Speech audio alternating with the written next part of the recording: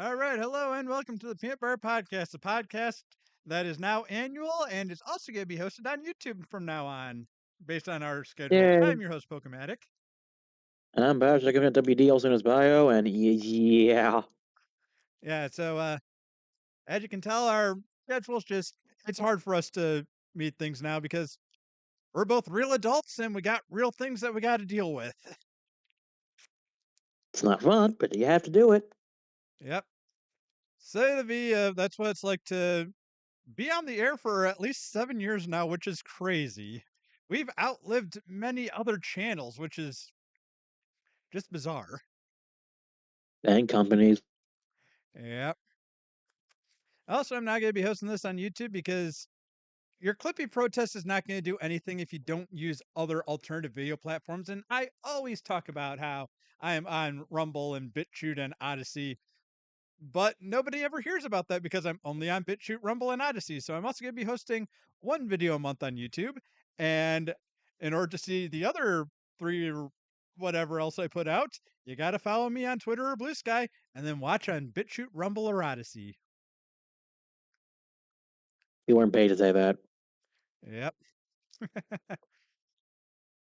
All right. So, also, if you hear some stuff in the background, for some reason, my condo association decided that they were going to be doing a bunch of yard work at 11 o'clock on a Tuesday, right before Christmas. But whatever, I have to do it now because we can't reschedule because there's no telling when we'd be able to reschedule again.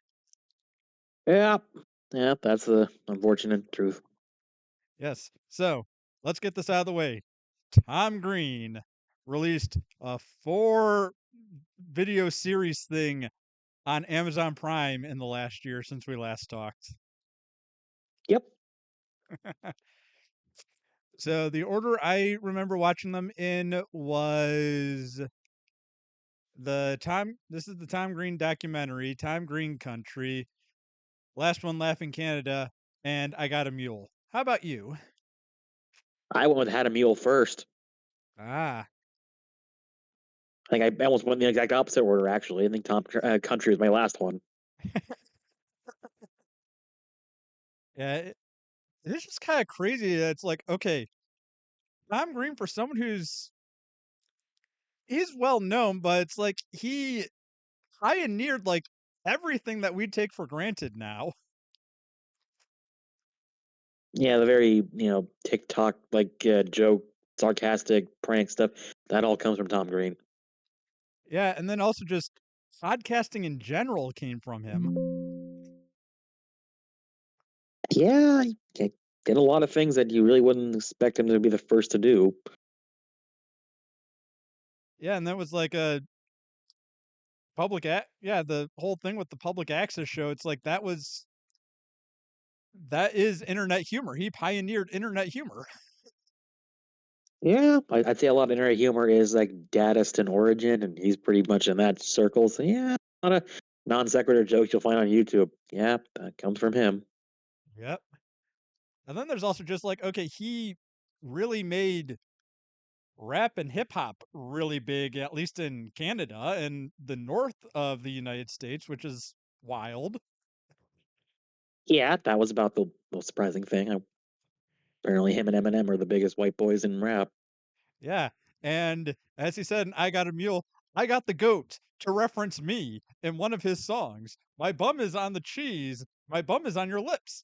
He did that in his big rap song. I got referenced, and that would not exist without me. Yeah, That's surreal. it's just crazy. And it's like, okay, yeah, he does open with saying, yeah, I'm a bit of an unreliable narrator, but here are the receipts. He's more OG than Hammer. Yeah, that's just it's just crazy because it's like you and I, someone would have figured it out, would have had the idea of, oh, hey, let's get on a digital voice call and record it and upload it to people. But we are here because of Tom Green. Yes, we are. Oddly enough. Yeah. And then last one laughing, it wasn't something that he specifically put out, but he was a big part of it. And I am just so happy with who the finalists were.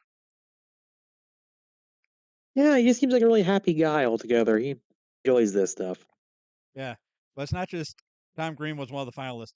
It was also Colin Mockery. Whose line is it Hmm. anyway? So it's like you got two of the greatest comedy giants out of Canada And I trying to make wouldn't each be other laugh. surprised if Who's His Line Anyway isn't also inspired by stuff that Tom Green did. Yeah, I guess you're right. It is very improv based. Yep.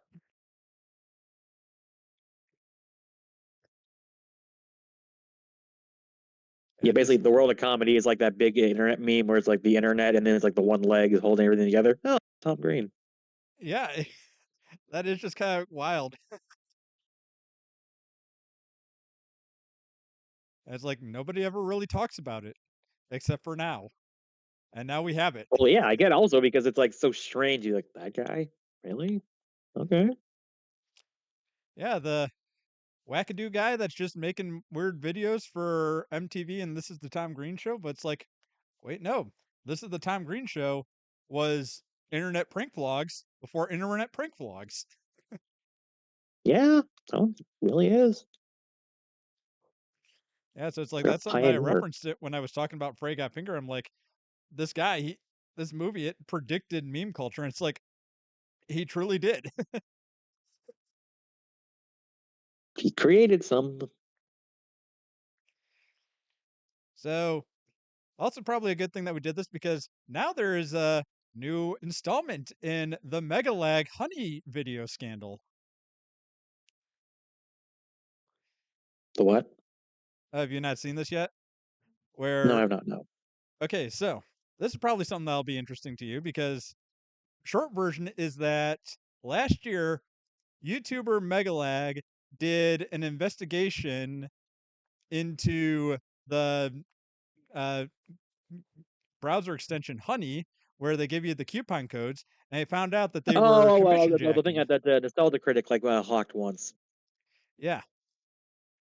Yeah, it turns out that the reason that they're worth $4 billion is because they were making $4 billion by stealing people's referral commissions. Because if you were to click on a referral link, then they would inject their own cookie at checkout and steal your referral commission. And they were also, what was just recently uncovered is that they were stealing uh, coupon codes that were meant to be private and distributing them to the world. So you had these small retailers that were losing millions of dollars because people were using these codes that were not supposed to be sent out to the public. Ugh. And then Legal Eagle, he's like, "Oh yeah, I'm going to be suing Honey because they screwed me really big. They do commission marketing. I get commission advertisements, and they stole my commissions, and I know that they stole your commissions." Wow. I remember way back when I think it was the Dan Olson video about the wall video. He mentioned offhandedly that it's a data harvesting company. I didn't know he meant that so literally. Wow. Yeah, it is. And in addition to this, they partnered with Mr. Beast, who was marketing it specifically to children, who, it's highly illegal in order to collect data on children. Ah, yes, Amazon's favorite son. Yep. Did you ever watch that Beast Games thing he did? I've not watched it, but I have heard about it, and I know that's basically Squid Games, but in real life. Which is funny because he already did Squid Games, but real life. Yeah, it's like legally distinct Squid Games. Yeah. And it was just speaking about that, I was like, I recently watched Elias video where he was talking about like, oh yeah, people they quit their job. They put their entire life on hold in order to try to win this money. And the producers, they were picking and choosing winners and putting them through basically psychological torture and kind of took the entire wrong message from Squid Games being that it's a dystopian future of I'm going to torture people for entertainment purposes. And then they I've ended up noticed that doing a it in lot real lately. life. It's like the Torment Nexus thing, where it's like, I'm gonna make the thing that was obviously a bad thing, but I just didn't apparently get the memo. Like someone saying, Yeah, "I'm gonna make the Hunger Games." Doesn't that sound so cool? No. yeah, let's do battle royale. Get a bunch of high Yeah. schoolers and put them in a secluded island and tell them, "Okay, now kill each other." I wouldn't say this is funny, but from what I saw about like those Beast Games things, one of the main tournament things is well, you gotta eliminate yourself so that everyone else on your team goes around. I mean, that doesn't really mean anything in a game show, but if you're taking this from the Squid Games, you're like, oh, okay, that means a lot more because the person has to die for everyone else to live. But since this is reality, it's just simply I go home. Yeah, you go home, but you still, probably screwed up your life in order to try to compete on this because this is like a months long endeavor. Yep, and it was always you eliminate yourself, but you get $10,000. Yeah, I'm pretty sure you spent a lot more than that to get here. Uh, yeah, sometimes. I guess it depends on Yeah, where you live because if you live down in LA and they're filming in LA, you could just walk down there. But if you're living on the other side of the world, yeah, it's going to cost you quite a lot. yeah, and I also recall the games were simply just okay. We're gonna do a sack race. We're gonna do tag. We're gonna do bar trivia. It's like that's that's all you got. You didn't put any else up thought into what your challenges were gonna be. Well, I've not seen Squid Games, but my understanding is that that's like kind of the point of it is that it's like, okay, you're going to be doing these basic children's games, but with really, really high stakes. Well, it's a little well. Okay, they are basic games, but they're not as basic as literally what is the biggest mammal in the planet. The beluga whale. Yeah, exactly. Like several people couldn't guess that one right. And also, one of them was literally just here's a trolley problem. Oh, the trolley problem. Actually, that one was hysterically poorly done because it was literally on one part of the track is a new Lamborghini you could have, and on the three is three people you don't know. Destroy one. Oh, it's a very hard choice.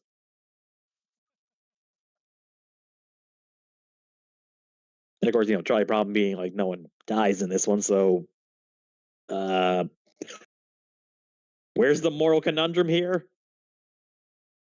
Yeah, I guess if you're sending them home and screwing them over, but at the same time, it's like, it's not death.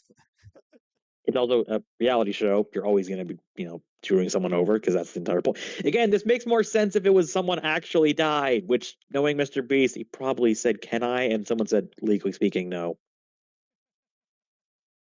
Well, it would be in line with his name.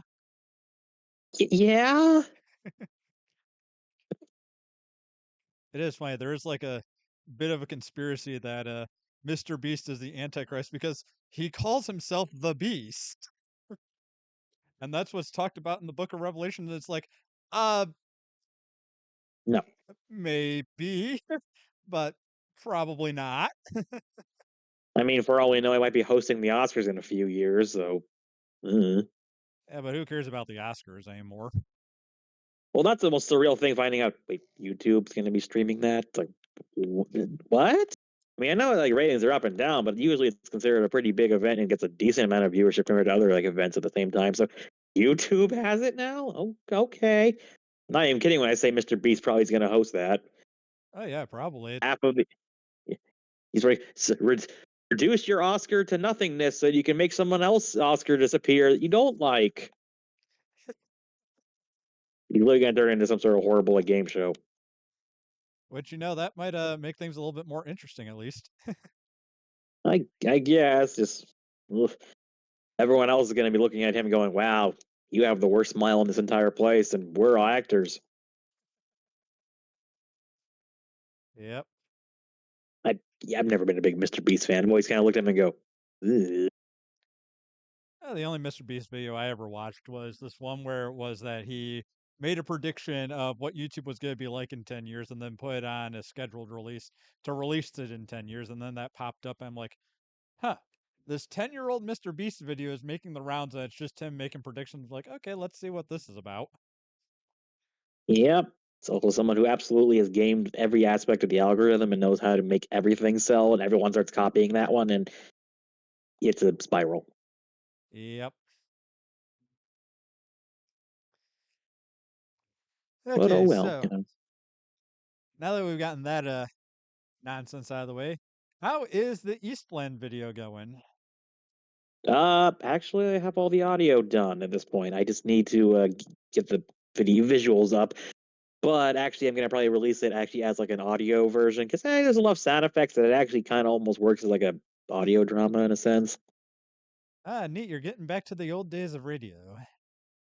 No, literally, it kind of plays like that. With your here's your narrator, here's your voice actors, here's your like sound effects, here's your music. It actually kind of works pretty well, and you can visualize pretty well with just the sound effects and screams and shouts and water splashes. So it actually works. I mean, it's not as good without the visuals, obviously, but it works better than I expected.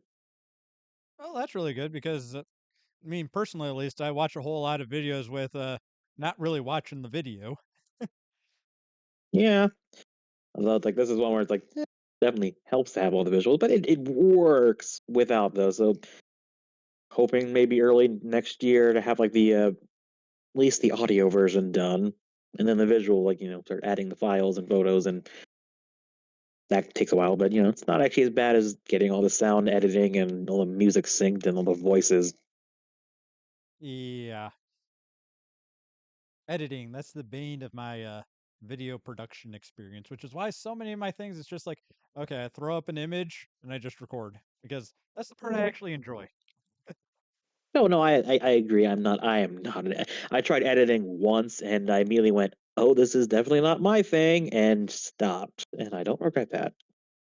Yeah, though I did have a whole lot of fun editing my Disneyland vlogs Yeah, because like, there's enjoyment to having. If someone's an editor, I get why this is maybe enjoyable. Just for a writer like me, not so much. No, yep.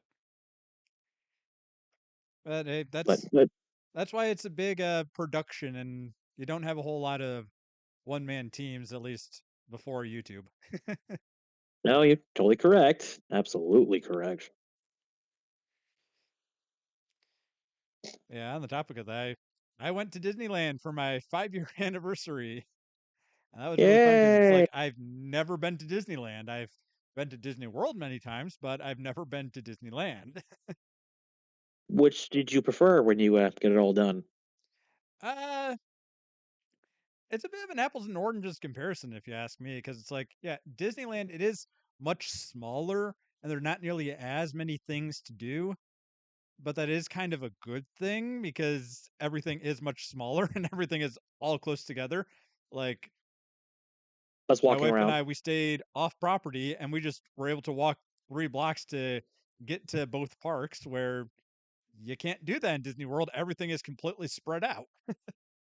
And would you say like it's more packed than Disney World, or like In terms of the crowds, uh, I think they were about the same.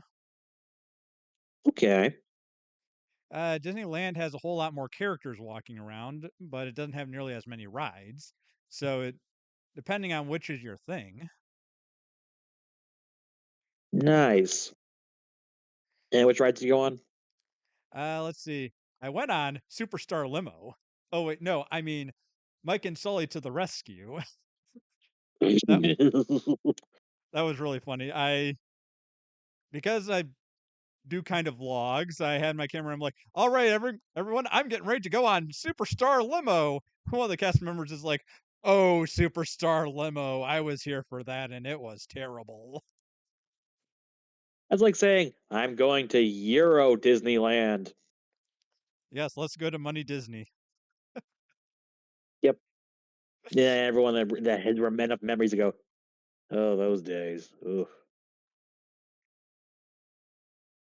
Yeah, it was really fun. It was like we ran to Peter Pan and we got his signature. Then we went to see Tinkerbell, and again, it's just the way that the way these cast members and actors are when they play these characters. It's like it's so much fun to just play along with it because it's like she's like, "Oh, well, how are you doing? How's your trip?" I'm like, "Oh, well, we saw Peter earlier." And she's like, "Oh, really? You saw Peter? How's he doing?" And I said, "Well, he did say that Wendy taught him how to do penmanship." She's like, "Wendy? Wendy? I hate Wendy."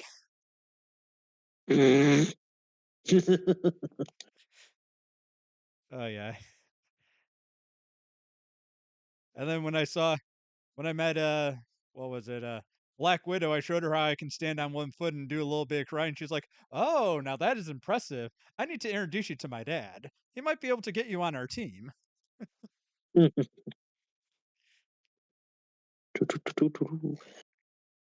How many Uh, characters did you say you saw around?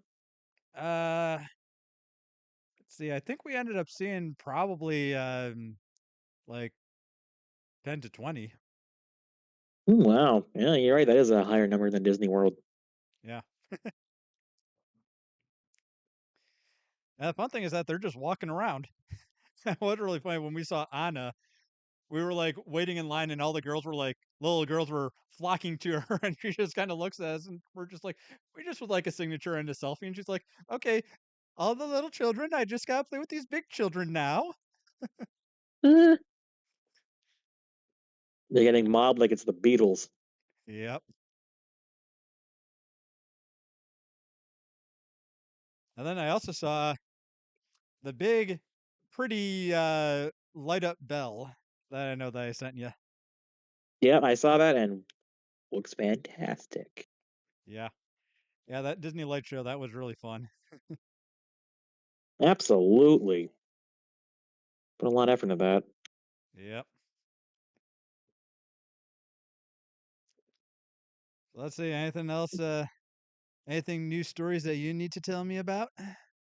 Well, I was gonna say, yes, you mentioned all these walking characters, and I don't remember if this is still a thing. Probably not anymore, but uh, that really terrible Connect Disneyland game from like 2011 had lots of like meetable characters in the game, and one of them was couple pirates. I don't think that they do that anymore, but uh, one of them was based on a historical figure that I absolutely, if you knew the history of, you would not have that person walking around Disneyland. The only It was pirate I saw was Jack Sparrow. oh yeah, that's the only one. I'm pretty sure this is before all that, but that game featured someone named Black Barty as a walkable character, and that's based on Bartholomew Roberts, who was a famous pirate from the 1710s and 20s, and it's a guy who famously burned a slave ship with the people inside. So Disney wants to. Well, if they were smart, they wouldn't. Yeah, well, that kind of goes back to the whole thing of like, okay, we're gonna have pirate characters on the Wiggles. We're gonna have like these little pirate play things, and everyone just likes to play pirate. We're just gonna have these friendly pirates. And it's like, uh, you guys do know that pirates were like straight up evil, right? Well, it's not just the fact that it's the fact that you specifically have a character who's very explicitly named after a person who very much did bad things. Like not even just like in an abstract. Like, oh no, I know who that's supposed to be. That's weird. But like I said, I'm pretty sure that person, if that was ever even a walkable character, it's probably not anymore. So moot point. It's just one of those. Huh. That's a weird time capsule. Oh yeah, Up weird up time there with like capsules. Those the are. one up there with the Davy Crockett thing, randomly having like serial killers in there. It's like okay. Oh man. That was something that just crossed my mind. Like,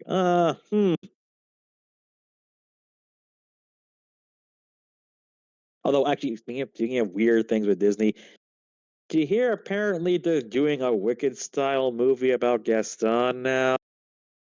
Oh, that's interesting. Yeah, that was not something I wait. That was definitely not on my bingo card. No, it's like just was announced like a week or two ago. I'm like, oh, it's going to Disney Plus. It's like, okay, well, I remember they wanted to do a prequel show about him way back when, I think like 2019. They wanted to have like Luke Evans from the live action remake plan, but that never happened. And I guess someone dusted it up and said, well, let's just do it, but it's like Wicked. What if he wasn't that bad a guy? Um, that's probably not the character you should go with what if they weren't bad? Yeah, well, considering that they did Cruella, the Yeah, but character who also, wants to kill puppies.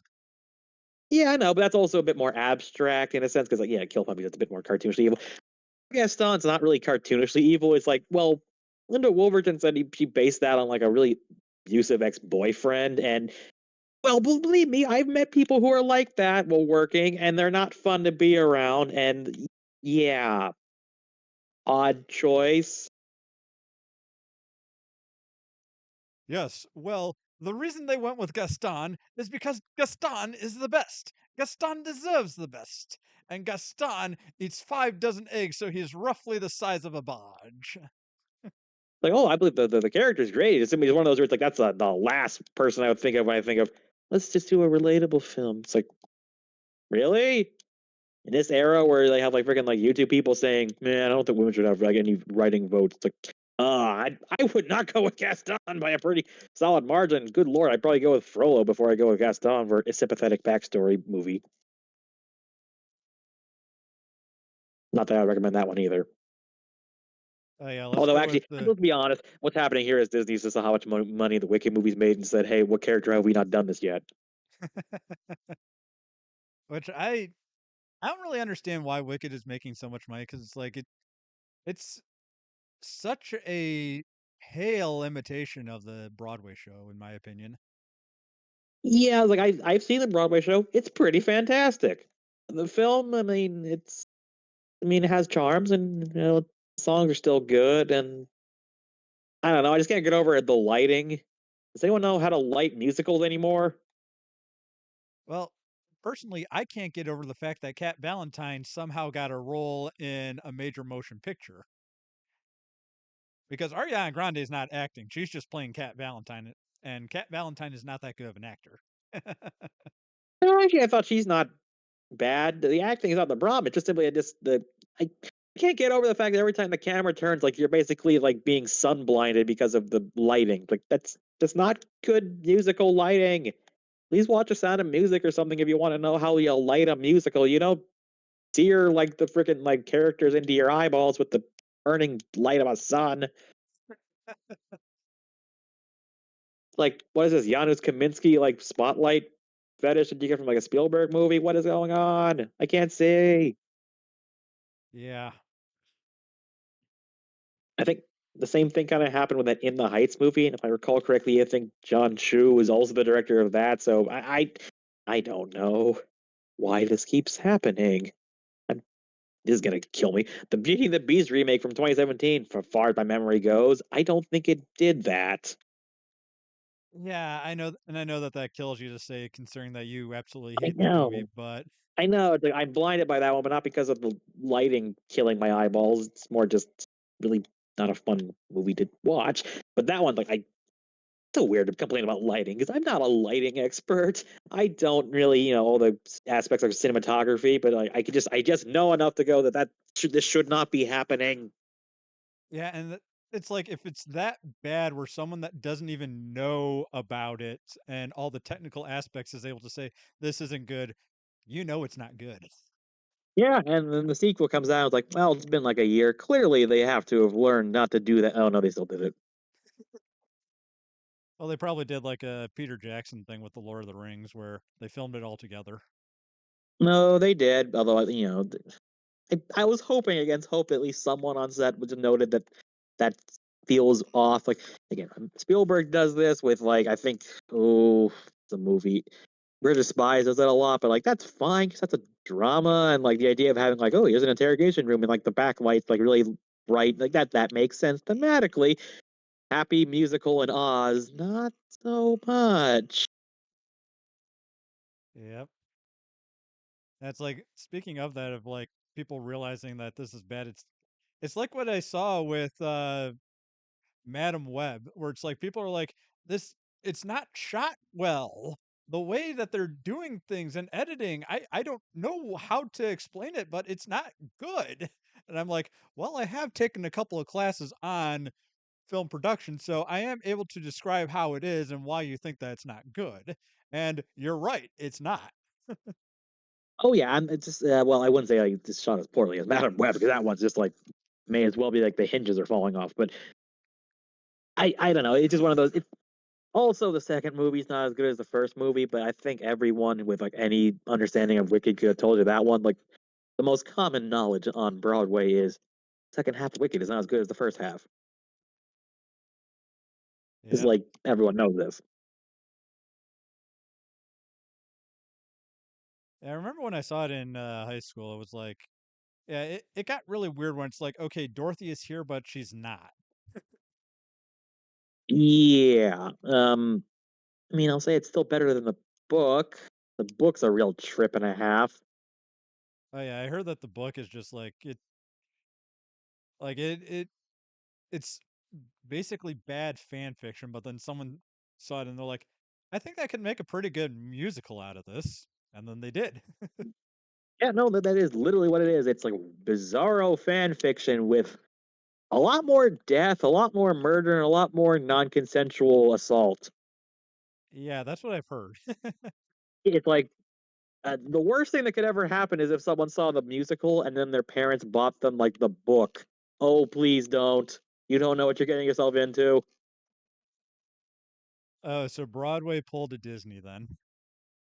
Well, yeah, except, it's more in line with what you should reasonably expect a prequel to The Wizard of Oz about the Wicked Witch of the West to be like compared to the book. I'll describe as basically, yeah, imagine like a Lars Van Trier movie that's about the IRA. I don't really know who those are, but concerning the words that you said, I'm gonna imagine it's really crazy. Lars Van Trier is like the really pretentious, contentious director from Germany who makes movies like Melancholia or really depressing, not very fun movies that are also really painful and hard to watch. And the IRA are the terrorists from Ireland in the 1960s and 70s, Yep. the car bomb people. So imagine those two mixed together, but it's also just all green now, and that's what the book is. Yeah. Now Yeah. the So to put it pretentiousness is mildly, like back to Madam Web. I'm like, I can't tell if it's pretentious or just incompetent because it's like the way that it breaks the rules kind of seems like they're doing it in order to invoke the kind of reason for why you don't break that rule. that one I guarantee was all incompetence and just like and no one wanted to be involved in this project, and they just get it over with. But yeah, it's It's just like when funny you're because like it's like, 2 hours left to like turn in an essay, and you're like, I haven't even written it. Whatever. I'm just gonna make it up as I go along. What's the worst that could happen? yeah, it's just like I'm like, okay, you don't rotate the camera around the x-axis because that's gonna destroy. That's gonna make your audience all dizzy, and this movie does it when the main characters are all dizzy. So I'm like, what did you fail at being pretentious, or are you just don't know how to make a movie? Well, so they had also had to ADR the one bad guy almost every single line. The answer probably sounds like they didn't know what they're doing. And then the other thing is Like, that's like the CGI, it is terrible, like something out of 2002. And then the movie takes place in 2002. I'm like, but real? Intended or bad? again, I feel like they probably were rushed and just went, oh, this'll do, frog. But yeah, I've got to make my Morbius review so then I can get that review out because it's like I break down every single thing that does not work in the movie because it breaks a fundamental rule of filmmaking, but it does it in such a way that it feels like an art student who wants to who thinks he's smarter than he really is. You gotta love when someone's so incompetent, you start almost assuming, no, no, they're doing this on purpose, and then it's like, no, actually, they aren't. They just didn't know what they were doing. But it you almost want to hope they were trying to do something else because at least that's more interesting. Yep.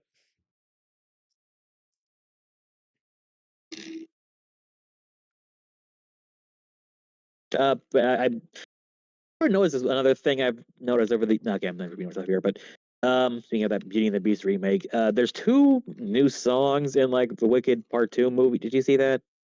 No, I didn't even make it through Wicked Part 1. Okay, well, there's two new songs, and they're not bad. They're fine, but I can't help but think they're here just because someone wants to get an Oscar nomination, and that reminds me of the Beauty and the Beast remake, because that was explicitly one of the reasons why they just threw in like three new songs instead of just using stuff from the Broadway show. I think the direct quote was, "We want to get Alan May's his ninth Oscar. None of them were nominated, so good job." Except I Uh, wouldn't be surprised if the one of the new songs, because one of them is, but I think one of them's called like "The Girl in the Bubble." That's actually not a bad song. Just that'll probably get nominated for something. Not bad, but again, you got to really pad out everything since the entire musical, I think, is like what 2 hours, 50 minutes roughly, and I think that's like about as long as both movies individually. yeah, maybe. Like, there's I a want to lot of say bits like where it's the I want okay. to say the Broadway Play the version. footage from the original. Like I want to say Broadway musicals tend to run 3 hours, and there's an intermission Yeah, in the halfway. but that's the rough average. But obviously, sometimes they're a little more, some a little less. But it's not the longest musical. It's not Les Miserables. That was probably the longest musical I've actually seen in person. That was closer to 4 hours than not. Hmm.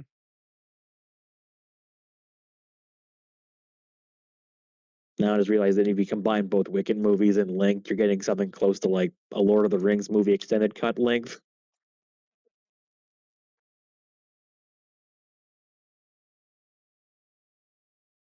Lord of the Rings. Yeah, I mean, hey, it's made like $1 billion, so there goes me assuming that was going to be a bad idea. Why would you cut that musical in half? That's not a good idea. Also, it's a musical from like 2003. There's no way it's going to have that much appeal. Well, don't ever ask me to bet on something. Yeah, well, the other thing is that it's like I think that Wicked probably got the movie adaptation got where it is because it's like one, they marketed it like crazy, which Yeah. I still don't know where half the movie's budget goes to marketing when I never see marketing for any movies. So, Oh, I saw a lot. Literally every single time I went to the grocery store, it was like everywhere. oh yeah, that's what I'm saying is that Wicked they actually marketed the movie. They didn't just pocket the money like I think so many other movies do. Uh and it's also a musical that was not ashamed to be a musical, and we don't really get that really much anymore. Well, it's all adaptation of one of the most famous Broadway shows of all time. You weren't going to be able to sneak that one in like some other movies. Yeah, it's not like Wonka. Yeah, like just thinking of that exact same example. Like that's a movie that like they intentionally made sure you had no idea what you're getting into. Yeah, and the funny thing about that is that like the music of Wonka was like one of the best parts of it. So it's like, why are you hiding that? They think that musicals just don't sell. That Yeah, probably not going to be the case now after Wicked. yeah, probably not. Now we're gonna be getting a whole bunch of musicals that just aren't very good, but they're musicals because the chart says musicals sell. Yeah, well, it's going to be the point where non-musicals are going to be getting commercials where you think it's a musical. Yeah.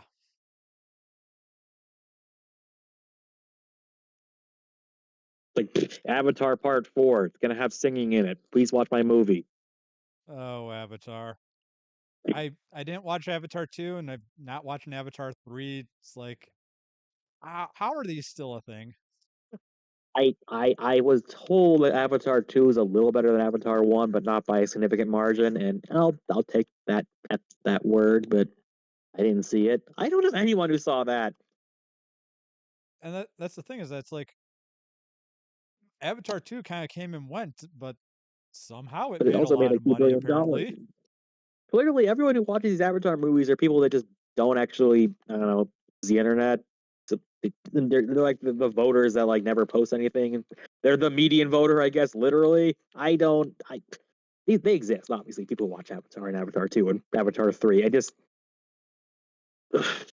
I don't know a single one of them, and I've never talked with one of them, nor seen one at like a convention or worked with one. They walk among us. Yeah, and it is weird because it's like yeah, the first one it broke records. Everyone knew about it because it was the movie that actually did 3D right.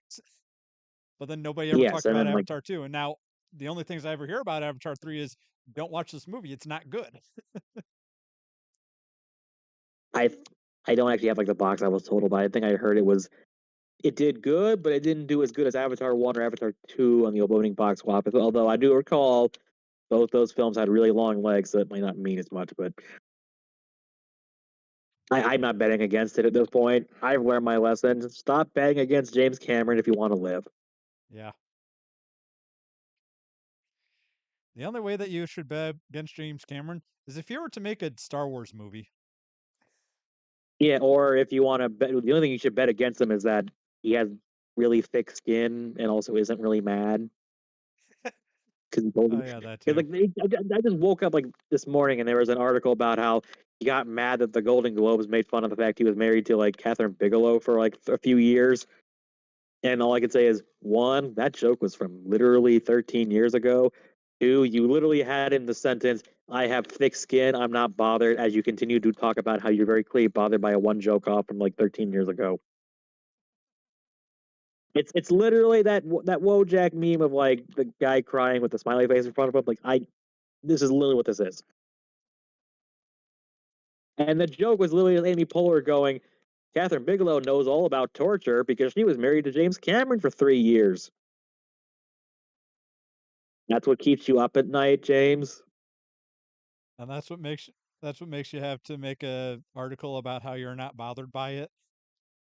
Yes, like, what are you, Taylor Swift now? What? Oh, Tay Tay. Yeah, I recently saw the Top in the Shadows top 10 worst songs of the year, and like literally five of them were from the same Taylor Swift album. I only follow Todd in the Shadows for One Hit Wonderland Train Records, but I'm not surprised.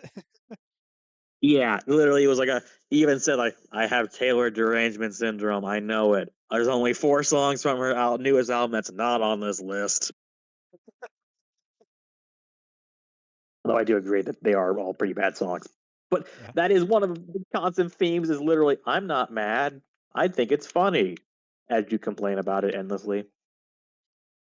Yeah, speaking to Taylor, this was pretty funny. Uh, at my church's Oktoberfest, they had a Taylor Swift impersonator give a lip sync concert to children. And to be fair, she did look a whole lot like Taylor Swift like 6, 7 years ago.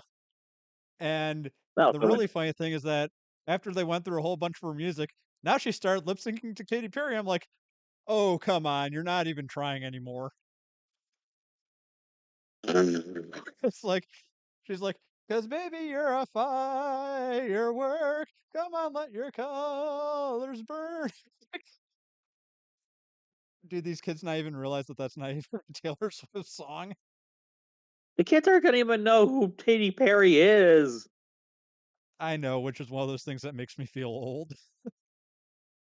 It's like, the quote also Top in the Shadows, she had a train record, she crashed and burned, she then made an even worse album and managed to dig her hole deeper, and then went into space and everyone made fun of her. And then Yep. lost an argument with Wendy's. Oh man. And then also like her husband left her because she's just presumably not a exactly very fun person to be around. And then also like a straight up a nun died because of her. Oh well, this is news to me. What happened here? Oh, you don't know that story? No, I don't. Oh, it's wild. She bought like some house or something, and like apparently like the landlord like had sold that house and they weren't aware of it, and there were like nuns who were living there, and they asked, "Can we still stay here?" And Katy Perry went like, "No," and like they got taken to court, and the court sided with Katy Perry, and like the head nun was literally going, "Why, Katy? Why are you getting rid of us?" And then she had a stroke and like died right there. My. Yeah, it was one of those like, oh, this is a headline. Wow. And I think it Yeah, was that around the time that I think it was like 2018, 2019. It's after she did Witness, so she was already kind of on the downswing. wow, that's the kind of story that kids talk about on the playground. Yeah, I was gonna say that is absolutely a to hear. The teacher died. I accidentally killed her. It's like one of those stories, except actually it happened. I know. Yeah, that happened, and then that oh what was it 143 was even more of a disaster somehow. And put it this way, um, when she was like so popular in 2016, oh, she was doing tons of like song and dance routines for I think it was like Hillary Clinton or something like that, and where they accepted that. And then when she did that new album, she went to like the Kamala Harris campaign and said, "Do you want me to use this new song for your campaign?" They never even returned the phone call. Wow, and that's saying something concerning that Kamala just took anyone, I know. it seemed like. She like, nope, nope, nope. This song is terrible. This women's world song. We are not using this as the theme song. They wisely went, we're going with Beyonce. That that's this role is so bad, even Nick Cage would turn it down. Yeah, and then yeah, the space thing, and then Andy's saying you should have gone. You should have never come back. Her trying to sue them, and immediately everyone going, "Ma'am, are you trying to fight with Wendy's and you're losing?" Oh, man. And then Orlando Bloom like left her, and now she's apparently dating Justin Trudeau, The Prime Minister of Canada. the former Prime Minister of Canada, whose wife also left him. Oh, reality is stranger than fiction.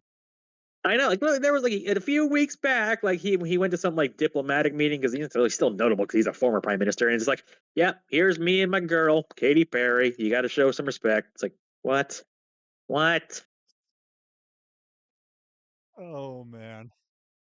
Yeah, so put it mildly, Katy Perry's had a very interesting last couple of years. So someone lip syncing to her while also being Taylor Swift is just absolutely just jaw droppingly bizarre. Yep. That's like if someone was like, I'm gonna play I'm gonna be a Drake impersonator, and then I'm gonna start singing "Not Like Us." You're like, do you know what you're doing? Oh, man. On the topic of Drake, the only song of his that I ever listened to was "I'm Upset," and that's just because it was a Degrassi reunion. Funny enough, he had a song come out this year just called like "What Did I Miss," and it's the exact same tone again. The I don't know what you said about me, but I don't care. I'm not mad. As you're mad. Like did everyone in 2025 just literally just start saying the exact same phrase? I'm not mad as like you melt down. What was that famous like tweet from like the drill like and don't tell the papers I got mad. I didn't get mad. Well, the thing that happened is that the Borg's hive mind ended up glitching, and we have a glitch in the matrix in which the same message got sent out to everyone. Yeah, all the musicians apparently realized at the exact same time, I'm not mad. I'm not mad. I'm just disappointed. I'm just yes.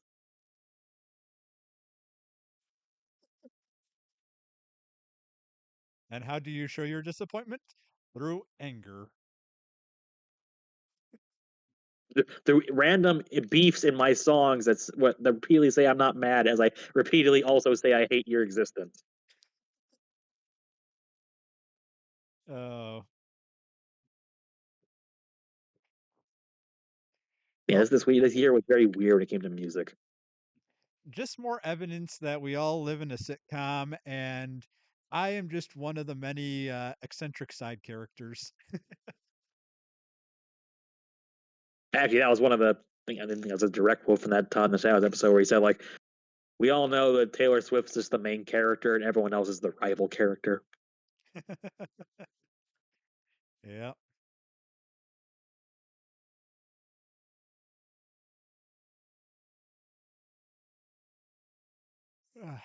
But anyway, with actually, I don't even know if I listened to any interesting music this whole year. To be perfectly honest, Well, personally, I've just been listening to the throwback channels.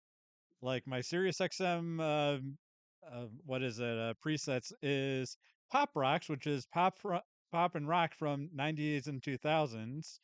Laugh US, pure US, pure comedy, which is just clean comedy, and then it gets into Utopia, which is '90s and 2000s dance music. Then Alt 2K, which is 2000s alternative music, and then there's my wife's channel, which is the Disney Channel, and then there is '90s on 9. I think I usually go everything. I think it's I mostly skip around from channels 18 to 33. That's usually where I'm at, which I think is like the Beatles channel all the way to the New Wave channel, Yep. but mostly like the classic rock channel. And I'd probably be kind of the same if it weren't for the fact that I got like the subscription that I get through just the promo that I got is like I get every single thing. So it's like, okay, I'll use some of these channels that are way up in the top. And it's the like back in the day with cable, it'd be the digital channels that had the different feeds that you'd get in different time zones and like channel 290 Oh and the different yeah, Spanish telemundos and whatnot. I think I have some of those channels because I can just scroll by like the 500s and like, oh, this is like a Telemundo channel. This is some soap opera. Yep. Every soap opera is a little bit better, but it's in Spanish. Just more fun. Well, everyone was it Bumblebee Man in The Simpsons who's based on those characters? Yup. Well, the thing is that it's like the Spanish soap operas. I don't know how true it is, but they always have like a lot more energy, a lot more expressiveness, and the fact that you don't really know what they're saying makes it all the more fun because then you can kind of try and make up their own lines, like what Peggy would do in King of the Hill. That then when they started releasing it subtitled, she's like, "Wait, that's not what Senor Montinos is saying. He is saying this crazy thing." Hey, did you see the reboot of King of the Hill? Yeah, I watched the reboot. Like Saber Spark, what I did, I'm like, okay, I'm gonna watch every single episode of the original series before the reboot. I thought it was pretty good. Yeah, I did too. It definitely had the same energy that you would have from the original King of the Hill. It's just a little bit more explicit. Oh yeah, like oddly enough, it's very much feels like King of the Hill. It's very much like the same writer, obviously, same attitude, same sort of jokes and stuff. Obviously, some things are a little different because of the voice cast having to sadly be changed in some aspects. But it's actually it feels like King of the Hill. That's a nice thing you can say. If you want more King of the Hill, feels like King of the Hill. Oh, definitely. I'm definitely looking forward to when we get season 15. Yeah, me too. And I'm looking forward to seeing if we get more with Good Hank. Maybe. Because it's like his episode, it was pretty neat. And it's like that Hank having to help Dee Dee with his half brother, just kind of be the father figure that he never had. I could see that really working out well. And then like Bobby being having to deal with I am your nephew, but I'm also much older than you. That would also open up some pretty interesting stories, I'd say. Yeah, I can see that. Definitely. And then here's something that I think that would be really cool is if a year or two after the ending of the original season, the Hills go to Wonder Wharf and they meet Bob's Burgers. Could you imagine that where Gene and Bobby bond so well over comedy and they're I'm bad cooking. comedy at that, but they both think that it's hilarious. And then Teddy getting jealous of Hank because Hank starts helping out Bob with some of his things and Teddy's like, "But I'm your repairman." And then Bill coming all the way from Texas and like becoming friends with Teddy because they're both feeling left out. Just all the just sort of crazy things that could happen with that.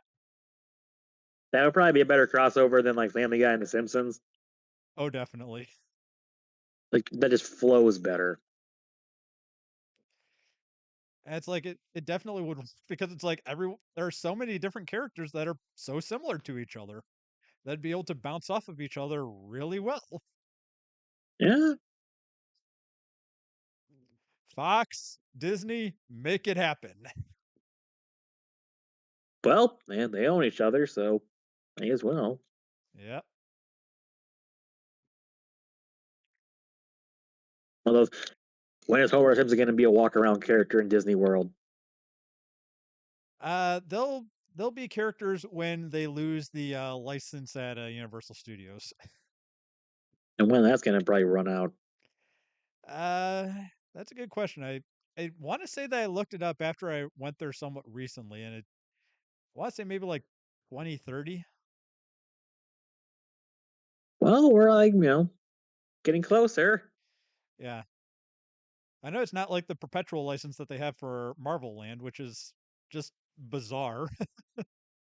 Yeah, that seems so out of place. Oh, speaking of Universal Studios, my favorite podcast, Talking to History, had a absolute like tangent about how awful like the back Fast and the Furious ride is at Universal Studios. Oh yeah, the Fast and the Furious ride. I rode that when I went there and I'm like, it got me out of the rain. Yeah, but like the guy's like, okay, so you think fast cars, you think like car chases and family. It's on a bus, Yeah, the like story is that you get gingerly on a going around party a bus. bus and then you're on a car chase on this party bus. Yeah, going at like 10 miles an hour. Um, I mean, you're not actually the thing is that it's a screen ride, so it's like you're not really moving all that fast, but it's shaking you around and on the screen it's going at 80 miles an hour, 90 miles an hour, but you don't feel any of that. It, it was just, yeah, this doesn't sound very good. Like, this is Simpsons ride, that's all good. Harry Potter ride, that's all good. Not Fast and the Furious. Yep. And then they ended with the guy going, "I'm going to write a letter to Vin Diesel and say how bad your ride is. You got to fix it." Then also speaking of Universal Studios, the great thing about them having the Disney or the Simpsons license is I had a real Duff beer and a real Krusty Burger. That is true. Yeah, I'm not much of a beer drinker, but it's like to say, okay, I've had a Duff beer. That's I feel impressed. And the funny thing is, I It's like showed it to my it's a family, and status they're like, symbol. "Oh, you're having a beer at 10 o'clock in the morning in Florida heat. Good luck with that." Well, good thing is you didn't roll into a trash can and explode like Chief Wiggum. Yeah.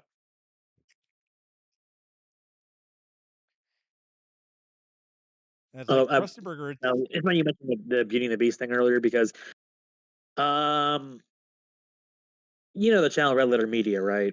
Yeah, I know them. They Yeah, they talk did about they did Star Wars, and he even had to go wash his mouth out with soap for saying that at least the prequel trilogies tried something different. well, actually, they still think the prequels are a little worse, and honestly, I kind of sort of agree. But anyway, they did the latest Christmas video every year where it's like, okay, best of the worst. Hell, this is the first time they've done a best and the worst video where I actually know someone involved with the project. Oh, really? Yeah, because they did Rapsittie Street Kids. Yeah, I can now say that Red Letter Media had a crossover with Paige O'Hara.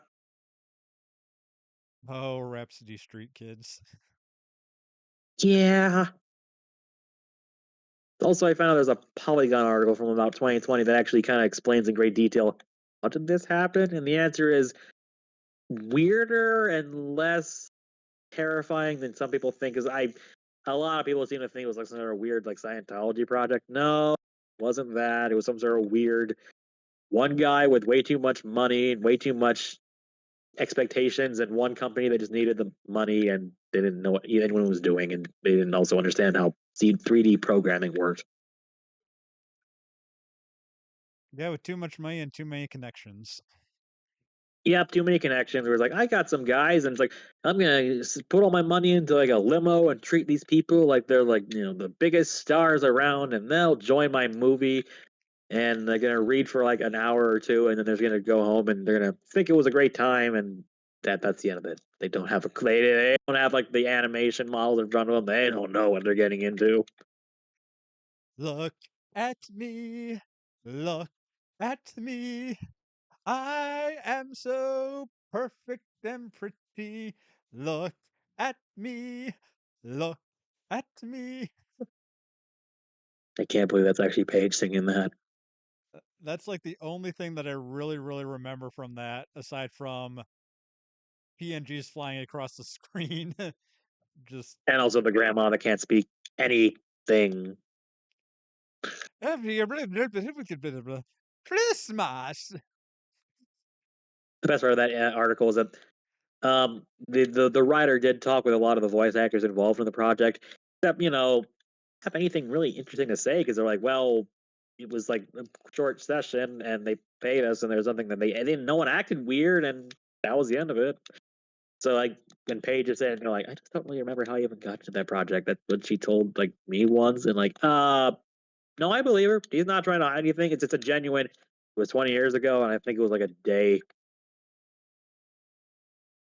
Well, It was that just probably just, speaks to how hey, consequential it was, where it's like, I don't remember what I was doing on that day when I did it. It's like, what'd you yeah, do when you went to the grocery store 20 years ago? pretty much. I suspect it was a case of, okay, do you remember that movie 43? Don't remind me of movie 43. It's like one of 10 movies that I had to turn off because it was Oh so no, bad. yeah, I'm in agreement there. But it's like that. How I think it was the producers. They knew I think it was Kate Winslet or something, so they managed to get her for a bit part. And then they would go to Hugh Jackman and go, "Hey, we got Kate Winslet. You want to join the project? Heck yeah, I do." And then it became like a spiraling cycle of like, Kristen Bell, don't you want to work with Hugh Jackman? Absolutely. And just, that's how you got like 30 or 40 really notable actors in this terrible movie because he just hey, I'm charismatic, and I got other talented people. I'm pretty sure that's what happened with Rapsittie Street Kids. I think probably whoever went first, and then probably like Jodie Benson joined, and then Paige was like, oh, Jodie's going to be in it. Well, I'm good friends with her. Let's do it, and that's it. That has to have been what happened. Because, like, in no way could you have pitched this as like being a great thing that you're going to want to put on your resume and make a big part of your career. Yeah. Well, that was the other point I was going to get to, which is this entire mess of documentary, well, it's an article about the making of this thing.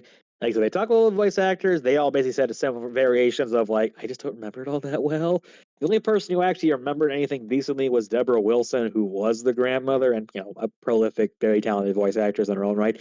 And she said that no, that was actually what the script was. People think that was like weird editing or like a glitch. No, that's actually just what they told her to say. And said, well, imagine it was like to someone who's really old and just doesn't know how to say words correctly anymore. And it's charming. And that's the direction she got. She went, okay, it's a little weird. Okay. That Yeah, and Like I said, if the you entire watch story the is more movie, innocent she's than you think supposed and to also be like weirder. some sort of well experienced, wise old lady who gives out the big lessons of the movie or whatever. Yeah, it's again more innocent origins than you would assume. It's not a money scam. It's just incompetence across the board and people who are basically smiling through the pain. Yep. So yeah, that film. Also, that article says they were going to plan a sequel. These people were confident enough that they thought they could make more of them. Well, yeah, it was like they were gonna make some sort of dinosaur movie, and then they were gonna make an Easter movie. I want to say. It was Easter, yeah. It was Rhapsody, Street Kids, Easter Bunny Awakens or something. Also, even the way the name came around is actually kind of a microcosm of how incompetent they were because they wanted to be called the Baker Street Kids. That's a group apparently in England, so they immediately went, can't use that. So how about Rhapsody Street Kids? And they went, actually, the song Rhapsody in Blue is still owned by the George Gershwin estate. You're going to get in trouble for that one. So they just rearranged the letters and went, if we spell it Rapsiitte, is that fine? And they went, yeah, that's fine. Oh, that's funny. So they went with a legally distinct. It's it's the whole legally distinct meme. Yep. No, it's literally that legally distinct spelling of a word, so it's fine. Oh man. Yeah, like, I should send you the article. Actually, it's like a Polygon article. It's about 10 pages. It's insightful. Also, even the people who funded the project apparently didn't know what it was going to look like until it aired. Oh man. That And so I they had like a believe. whole they had a Christmas party with like family and friends, and they went, "Oh, it's the project that." Oh my god, what is this? Oh man. Yeah, it's a the best part is it cost $2 million to put that one time on like ABC, I think it was, and they got $40,000 back. Yep. Like, yeah, that's a bit of a loss. And then it was like either the guy who founded Lost Media Wiki, it was like he either had to pay twice in order to get it get digitized, or I'm thinking about the Electric Piper. But one of those No, movies, it no, was that's like, the one you're thinking of because in the Polygon article, they actually do talk with the Lost Media Wiki guy, and it's yeah. Before that, you had to basically look at like I don't know someone who taped this on VHS and uploaded that. But the guy managed to track down the guy who produced all this, except he was asking for like a wild amount of money, and I think that guy died of a stroke in 2019, and I guess his kids basically went, "You want it? Take it. We don't care." mm, yeah, that no, it was released before 2019. I remember it was found before then, but it was like Oh he no, well, the on the full version in high quality. I mean, okay, because it was like he found it, and it was like the guy said, "Well, it'll be a lot of money in order to get it digitized." He's like, "Okay, that's a bit ridiculous, but okay, here's the money, get it digitized," and then, "Oh no, the file got corrupted, so you're gonna have to pay again." It's like, he's like, "That's not how video production and preservation works, but okay, I'll do it yep, you're again." correct. That's how the story went. That like he was just basically just tagging, dragging him along, asking for more money. It was really obnoxious. Yeah, but then we ended up getting it. Yeah, we got it, and all the world never is gonna forget it. I Yep. guess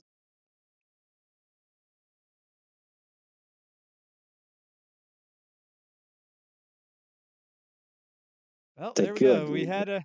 We now have a bit of a festive thing to talk about on this podcast that we're releasing close to Christmas time because it is the 23rd right now. Yes, it is. Yep.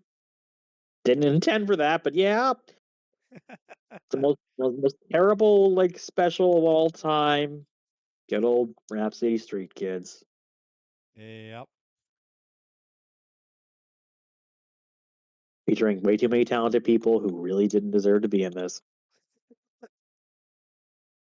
Yeah, when you see it, it's like, okay, this is definitely just some cheap direct to DVD, direct to VHS thing that someone made, and because back in the day those were dime a dozen. I know I had a couple of them. It's like, wait, no, there's all these A-list celebrities and voice actors and talented people on it.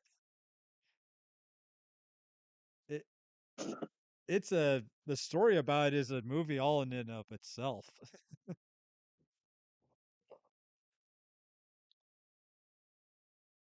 Yeah, yeah.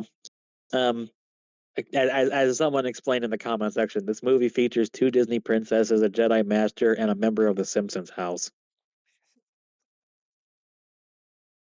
and a Power Ranger. Oh yeah, I guess it's not exactly a big get or whatever because we are up to like 50 of them now. Well, original series Power Ranger. Okay. Actually, no, It's a scratch that. little more. 50 of them was 10 years ago, 20 years ago even. Yeah, I was gonna say, if we're gonna count the new movies and stuff, like, oh, it's way more than 50. Yeah, we're easily past 100 now. And then if you can include the original Super Sentais that have been going on for like 50 years. Yeah, at that point, now you're really like sticking around.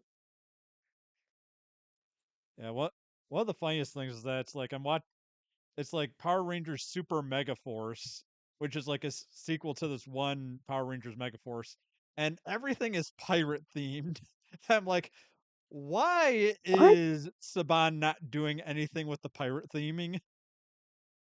Like the Zords are all pirate, they're like pirate ships. All the Ranger outfits have like pirate hats and pirate swords. It's like it's clearly What? based on pirates, but they don't do anything with it in the American version. Well, that's bizarre. Yeah,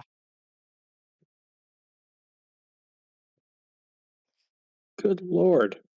because it's like at least when they did like SPD, which like looks kind of futuristic or whatever, they put it in the 2020 in the not so distant future. And then like Dino Thunder, they made it dino based, but when you do the Everyone pirate likes Sentai, dinosaurs, so there's nothing. yeah, and everyone loves dinosaurs, so Yep.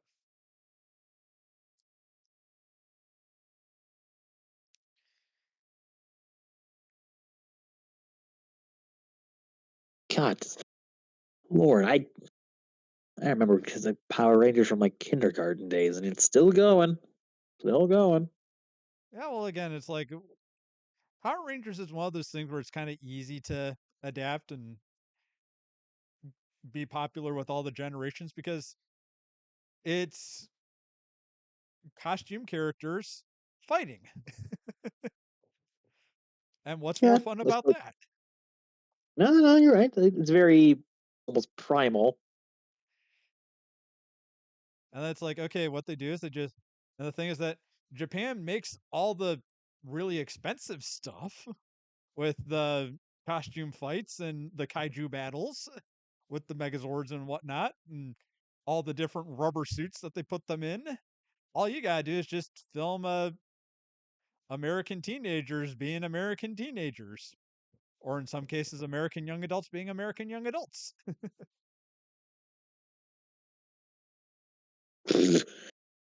And then we're gonna put the Black Ranger in the black outfit, and the Asian Ranger in the yellow outfit. Yeah. Yeah, after that, they kind of learned their lesson. Yeah, they learned the lesson fast. I was like, oh, I don't think anyone was thinking there. No, they weren't. And that's like the only other time that I remember there being a white ranger. It was played by an Asian guy. You know that you know that reminds me. There was a long video I saw about that Beast game series, and at one point, someone that gets put on like the trolley problem is like, "I'm gonna grab your best friend. So if you eliminate me, you eliminate your friend too." And that lady's like, "I don't know. I'm not friends with that person." And he goes, but I've seen you talking about time. Yeah, because those are the only two black women on the entire show. He got really awkward really fast.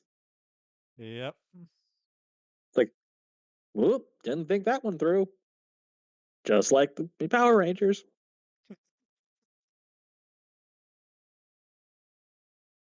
And then the crazy thing is that it's like the best anniversary episode that they ever did was for their 10th anniversary, and then they haven't been able to top it since. But then again, it's just gotten way too hard to try to get back every single Red Ranger. Well, yeah, there's way too many of them, and not all of them are around anymore.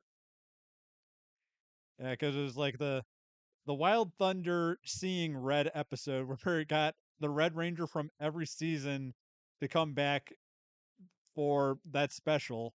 It's like, okay, they had 10 different Red Rangers come together, and okay, that's not that hard to do.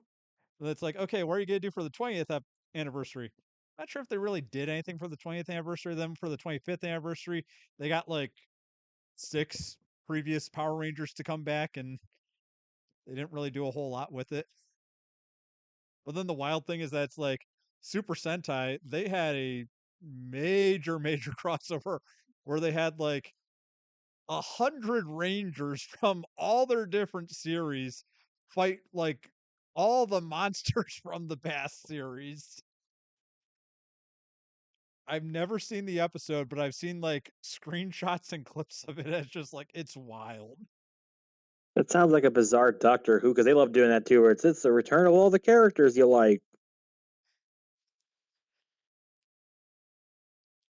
And it's like they weren't able to just bring that one over because a lot of the Super Sentais that came back never made it here in the US because it's like for every Power Rangers series that we have, there's like 3 different Super Sentais that Japan has.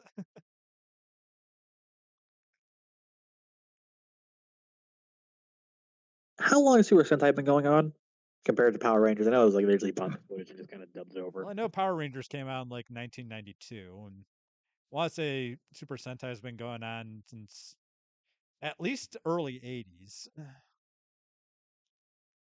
But I also want to say like Japan, they make a lot more episodes and like their TV seasons are not the same as our TV seasons where our TV seasons for the entire year you get a month or two, whereas their TV seasons they just keep going.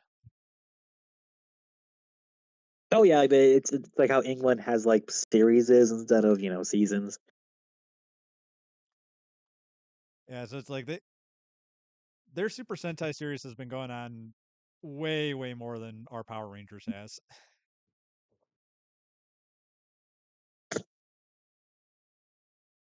And the How neat many thing is that Ritas at they least got on through? Tube for a little while, Tubi had the subtitled versions of Super Sentai available. Never watched any, but I had them in my watch list to say maybe I'll watch them one day. How many Rita Repulsas do you think they've gone through? Oh, Reader Repulsive. That's a funny thing because it's like there's like three diff to make the Rita Repulsa character that we have. There was like three different actresses that had to play her. Yeah. Like there were two people that did her on-screen presence, and then there was like one woman that was completely separate that did all of her voicing.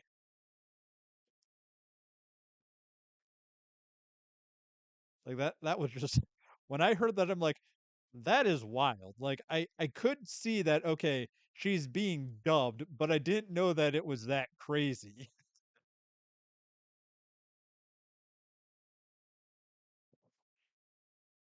Yeah, what a strange little series it is, and it's still really popular with the kids. Yeah, I mean, I definitely loved it when I was a kid and I mean it doesn't air on anything that I get nowadays, but if it did, I'd probably still be watching it. Because again, it's basically a cartoon in live action when you think about it. It's an action cartoon, but with real people. Yeah, straight up an anime with people in live action. Uh, all right, so uh, another big topic. We finally got the whole bloody affair. Yes, we sure did. Did you end up seeing it yet? I as you have not. Have you? Yeah, I saw it a week or two ago. No. How well does it flow editing wise? I'm highly curious because I love both films. Putting them back to back, it doesn't quite work as well because obviously it's two films. Yeah, and that's kind of the thing about it is that it actually does work really well because like with part 2, they cut out the like the recap of what happened in part 1. Okay. And then with the big one of the big reveals of at the ending of part 1 that was added in just to give a cliffhanger to keep it people interested in part 2 is that the whole secret that the bride's daughter is still alive. Like that's not there so it's like that there's a pretty good Yahoo Oh, article that I found that just they're like, okay, this completely changes the entire tone of the film. oh yes, that does. That okay. Yeah, that really does help because it feels less like a cliffhanger ending and just keeps going. Yeah, and then like the Crazy 88 fight scene, it is definitely far more intense than what it was in the original theatrical run. I did hear that they cut out the switched color thing because that was a censorship issue to get around getting an NC-17. Even though I think I read that like Japan, that version was always uncensored because they don't care. But obviously that was never ported over in English. Yeah, and that's the thing is that was like the in color Crazy 88 fight scene was available in Japan, and that's how people knew what it looked like. But in addition to that, they also cut out like some of the like sound effects and music during the Crazy 88 fight scene, so it's does feel a lot more real. Ooh, okay. And then there's also like an extra animated scene with Lucy Liu's character when she's a Yeah, I child. heard, it's like the projection, dude, what was that, projection, oh, damn, what's the company called? It's the one that did, Ghost in the Shell. Production Yeah, IG, that's it. yeah, and Did that's the they get thing. So they contracted out to do added, this extra bit? yeah, they added a scene with that, and that adds a little bit more to it. And just in terms of flow wise, of the basically the bookends that Tarantino had to make for part one and part two, it does change things and it makes it flow pretty good as a full consistent story. It's just really Okay. long. Well, yeah, that's about, like, what, 4 hours, 4.5 hours? Yeah, it's 4.5 hours. Yeah, that's pretty lengthy, but okay, so they edited some stuff to actually make it flow better, and they added a few sound effects, and I think scenes here and there. That's really good. Yep. And then the really weird thing is that after the credits, there Yes, the is Fortnite an scene. extra scene. Yeah, the Fortnite scene. I'm just like, what is going on here? Yeah, I did read a review that was like, "You can skip the credits. It's a little bizarre." Yeah, it's very hokey. Yeah, it's like we did a Fortnite animation in this because they have all the characters now, and it's like, oh, it's the sister of the one girl from the first part, and apparently Tarantino voices Bill for a second because obviously David Carradine isn't around. Yeah, the scene is okay. It's just very bizarre. It's Yeah, it like, was a okay, scene that was cut from the script why originally is for this pacing here? reasons because Tarantino is going to be indulgent. That's pretty much the only answer I can give. Yeah, and that really is it. It's like he wants to indulge in, but it's like, why Fortnite? Just why I, Fortnite? I and you just asked production IG to do it again. They're available. I'm not doing anything at the moment. Yeah, so it's an interesting scene. It adds to it, but it it does get very Fortnite because it's like they're at one point the sister uses a power up that's in Fortnite, and Oh, they have like the banana guy from Fortnite, and like some other what? characters. I'm like, I recognize you from casually watching Game Theory that you're a Fortnite character. Why are you in a Quentin Tarantino movie? What? It's even weirder than I was told. What? Yeah, yeah, they have like these characters from like the Fortnite universe or whatever. They're in like the different animations and stories that they do that just show up as background characters. And the crazy sister who wants to seek revenge on the bride because she killed her sister, who was bodyguarding for a mob boss and knew the risk. Or it's like, okay, yeah, that does fit within the world of big scale revenge of Kill Bill, but it's very Fortnite because it's like it's got kawaii animations and weird Fortnite comic book cross level editing, and it's as I said, she is like, I got this magic elixir that's gonna make me super powerful. I'm like that. I've played Fortnite a little bit. That's like whatever their E tank is that restores health. It's like, what is going on here? Uh, okay, it's already somewhat anime like to begin with, but now this is going from it's anime like to it's super anime. Yeah, this isn't just, oh, Quentin Tarantino. I had to animate this because I couldn't get these actors to play these roles 20 years later. No, this is okay. I'm going straight up anime and a very cartoony Oh, anime at that. good lord. Yeah. The whole movie as a whole is great. It's just simply that's an odd note to end on. Yeah. But seeing that it takes place after everything else, That is very Tarantino and how he likes to do asymmetric storytelling. No, certainly is. And also loves inserting himself into his own projects. Yep. Which have you heard about the beef he has going on lately with Paul Dano? I don't think I have. What's Or like he did an interview and just randomly said, "I love the movie." Oh, what was it? There Will Be Blood. I just think Paul Dano's a terrible actor, and then he's proceeded to like make fun of him, say he's a loser and a coward. It's like the weirdest thing. Because Dano is a really good actor, but he's also like a professional who doesn't use social media, like doesn't use Twitter, Instagram, any of that stuff, and he rarely does interviews. He's just like a guy who's just like really kind of quiet and like low key and happily married. and It's like the Tarantino last guy decided anyone to ever would start a beat with. must be something that happens outside of the online public space then. Like literally, he never. You see, he never even met the guy. He just thinks he's a terrible actor and doesn't like him personally. And everyone in Hollywood immediately jumped up and went like, "How dare you say that about Paul Dano? He's a great guy to work with. We all like him." And it's like, even people who are with Tarantino are like, "Wow, Quentin, you went way too far."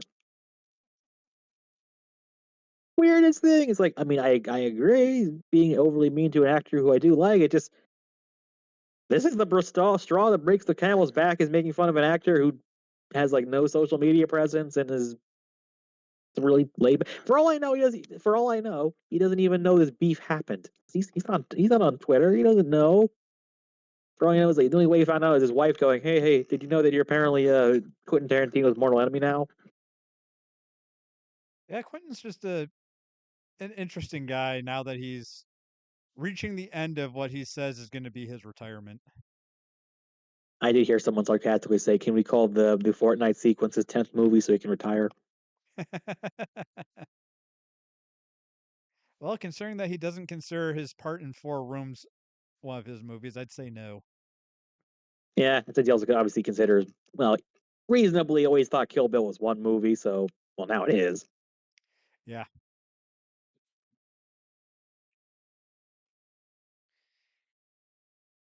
And just the funny thing is that it's like I watched a video, it's like apparently he is one of like three directors that is keeping the entire film stock industry in business. Really? I mean, that's not surprising. I mean, he has an entire bit briefly in Inglorious Bastards where he goes on about this is the importance between film stock and nitrate stock. It's very nerdy. Yeah, and it's like everyone except for him and like I don't remember who the other two are, but they're like these big big name directors and they are the only reason that there's still a film stock industry because they are the only ones that are still shooting on film stock. And because they're such big directors, they're able to basically will this entire industry to still be in existence. Is Christopher Nolan the other one? Yeah, I think Christopher Nolan might have been one of the other ones. Yeah, that makes sense because he's so obsessed with you know everything being real and effective and good.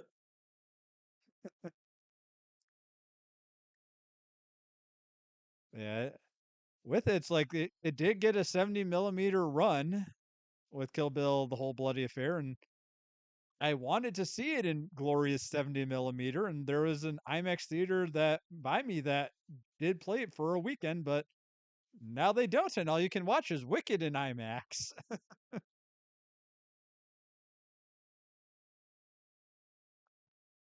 Yeah, uh, I think I do hear that if you see the new Avatar movie, they give you the first 6 minutes of the Odyssey movie.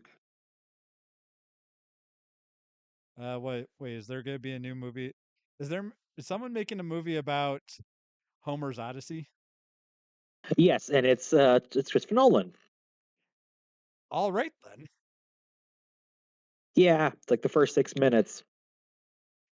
Well, now you got my attention. Now I might actually have to go see the new Avatar movie because I did enjoy the Odyssey when I read it in high school, and I have enjoyed The Arthur adaptation of it. Uh, I had to just do like an English literature class recently, so I'm still have it fresh in my memory. So yeah, it's a very good story. I mean, obviously, it's like several thousand years old. It's definitely stood the test of time. Yeah, if you can stick around for like 3,000 years, that definitely says that you're impressive. Oh yeah, yeah. It's his usual cohorts are in it. Like Anne Hathaway supposed to be like Penelope, and like the son's played by Spider Man himself. He's in there. Wait, which Spider-Man? The newest Spider Man, Tom Holland. Oh, okay.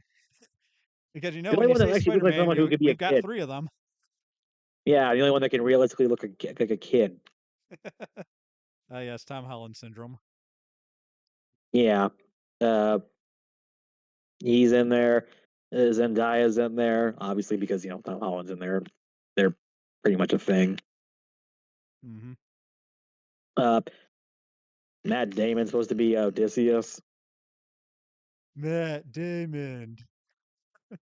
Yeah, I'm not so super blown away with that one, but um, Charlize Theron's supposed to be Cersei.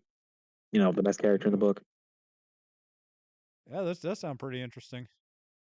Yes, and I think Benny Safta's in there as Agamemnon. Hmm. Though on the topic of Homer's Odyssey, I just remember there's this one poster where it was like, imagine writing a play that has stood the test of time for thousands of years and people are constantly analyzing it and making adaptations of it, and you're still the second most culturally relevant Homer. Yeah. Also, there's arguments over if Homer was even a real person or was like an amalgamation of a couple people. And if you're Samuel Butler, the guy who wrote what was it, Anghorn, I think the book was called, and Darwin Among the Machines, and is the namesake of the Butler Jihad in Dune. He thought that Homer was probably a woman, which Well, is my guess is that it, Homer's it, probably like the Brothers Grimm, where it's like the story had been around, it's just that he was the first to write it down. it could be that, or it could be just it was multiple people over a long period of time. It's no, I mean, his what was it? Butler's idea was that because there's an unusually large amount of notable female characters, that's not really how Greek writers tended to go. They thought, oh, well, maybe that hints at something. Which, I mean, I don't know, maybe, but it's a theory. Yeah, it's definitely a theory. It's like until someone finds some Dead Sea Scrolls that archive how the art Odyssey came into being, I guess we'll never Yeah, really know. mm, nope, never, probably not gonna know. Also, and I know it's because I haven't seen the 6 minutes for the new Odyssey film, but apparently the first 6 minutes is just the ending of the war with Troy with the Trojan horse. Except, fun fact for all the book nerds out there, the Trojan horse is not in the Odyssey. Yeah, wasn't the Trojan horse in the Iliad? No, it's not in the Iliad either. Oh, really? It's in the Aeneid. Well, I only ever read the Odyssey, so Well, okay, they reference the Trojan horse in the beginning of the Odyssey, where it's like, oh yeah, they don't show it, but they talk about it briefly. And in the Iliad, it's Agamemnon and going to Troy, and then all this stuff with Achilles, and with like Hector being killed. They don't actually end the Trojan War in the Iliad. So what people talk about with the Trojan horse is there was a book called the Aeneid, which was written by Virgil during the Roman times. This is almost like fan fiction, by the way. It's about Aeneas, who's a minor character in the Iliad, who's a Trojan, and it's all about how he survives the Trojan War and goes on to found Rome. Yeah, it's literally just like a myth. I'm the person who started the people who eventually led to Romulus and Remus, which eventually leads to Rome. So technically, I'm the founder of Rome. That's the entire story. It's literally just I was a great destiny. I was meant to survive Troy. The gods told me I had to do this so I could found this new super kingdom that eventually becomes an empire. well, good on that guy for Yeah, finding a bit of a plot hole or gap in story and filling it in, I guess. except actually, he didn't do that. What he's doing is he's apparently inspired by another story about. these characters that's actually been lost to history because that's what Virgil's like. Oh, I was inspired by this poem, but no copies of that poem have survived, so we have to go off of the imitation. Yeah, Oh, that's but the entire scene where Aeneas goes and meets like Queen Dido, who's supposed to be the founder of like the Carthaginian Empire, and he goes on this long story about, well, I was with the Trojans, and then this horse came in, and we all got slaughtered. Yeah, so that's what everyone's knowledge of is coming from the Aeneid, it's not coming from the Iliad or the Odyssey. But at this point, everyone thinks it's in either of those, so retroactively, most film adaptations are just throwing it in there because people know this. that's funny. Yeah, Well, I mean, it's like the well, Trojan horse is just such a powerful story that everyone understands. It's such a great metaphor for things. no, no, it is. I mean, there's a reason why it's the byword for every virus that's ever existed since. Yep. Well, the funniest thing is that it's like, why would you name a condom brand after a thing that failed and sent thousands of men into a city? Don't even get me started on how weird it is because also they're using helmets that look like they're obviously like more Spartan inspired, which is not the Trojan. Mm. This is They why I'm just not fun at wanted. parties. I'm always like the first person that points out like that doesn't make any sense historically, and everyone's just like, cares, man. It's like, are you gonna seriously start an argument with a condom brand? Yes, I will, because no one else will. Well, that's the kind of fun things that you come in to tune into this podcast for. It's like the helmet's wrong. Also, that's another thing I've noticed that everyone's is kind of making fun of the outfits of this new movie because the outfits are also that stupid helmet. And no, those are not historically accurate. And I know, I mean, I know this is a movie about hawking like demon monsters and cyclopses and witches that turn you into pigs. But if you're gonna go with like semi Greek outfits, can't you go with something that's more contemporary? I'm asking for too much. I know. Well, it's like that's the thing is that it's like it's the immersion breaking that sometimes just gets to people is that it's like, okay, yeah, you can suspend your disbelief on these things that never happened, but the things that actually did happen, you want it to get right. Well, no, it's more just the armor is just not very interesting. I think like Mycenaean era armor is really interesting, and usually people don't depict that. But I think really some producers said they look kind of silly, and yeah, they kind of do. So put something cooler. That obviously that's how much thought process got put into it. And look, if I was making a film, I probably would make the same choice too, but I'm not.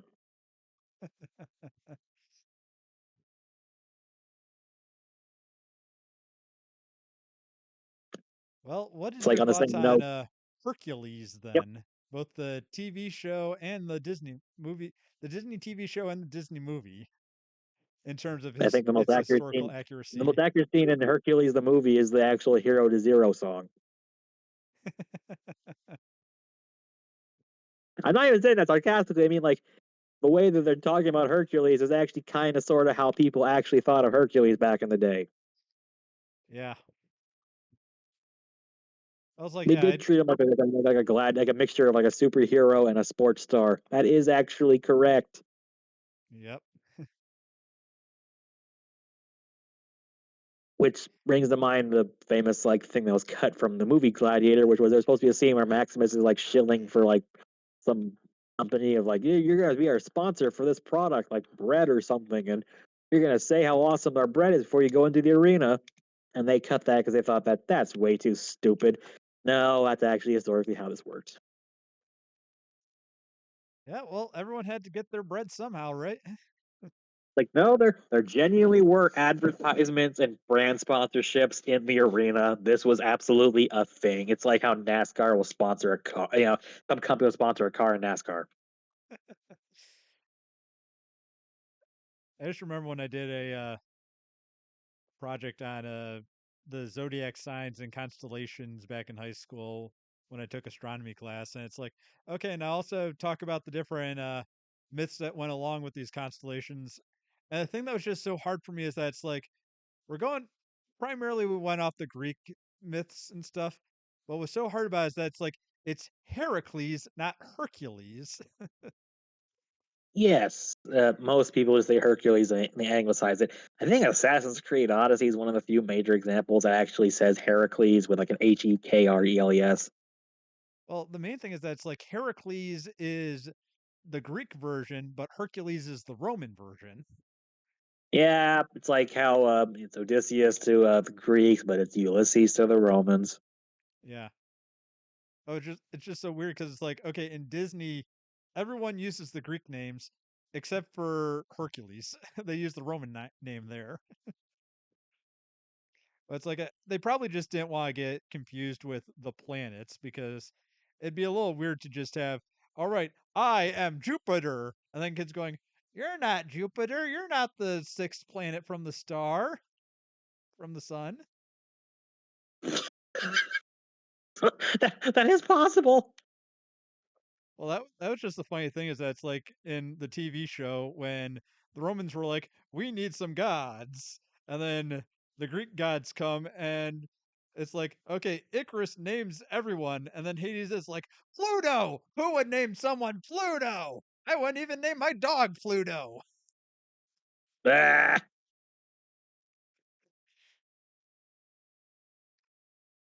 that's pretty good. Yep.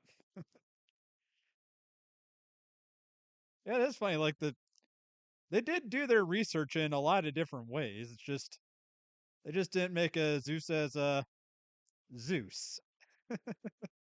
Yes, I'm fine with not going with that. With every single story in Greek mythology literally being, and then Zeus saw a pretty woman. Or just Zeus saw something. Yeah, It wasn't always a pretty woman. I want to say there were some times where it was like a deer. yeah. Usually it's that, but then it's like sometimes it's just whatever. Yeah, you can skip that part. Yep. That's well, he's on even the Greeks sometimes occasionally would skip that part. Even the Romans too. The Romans rewrote Greek stories all the darn time. Oh yeah.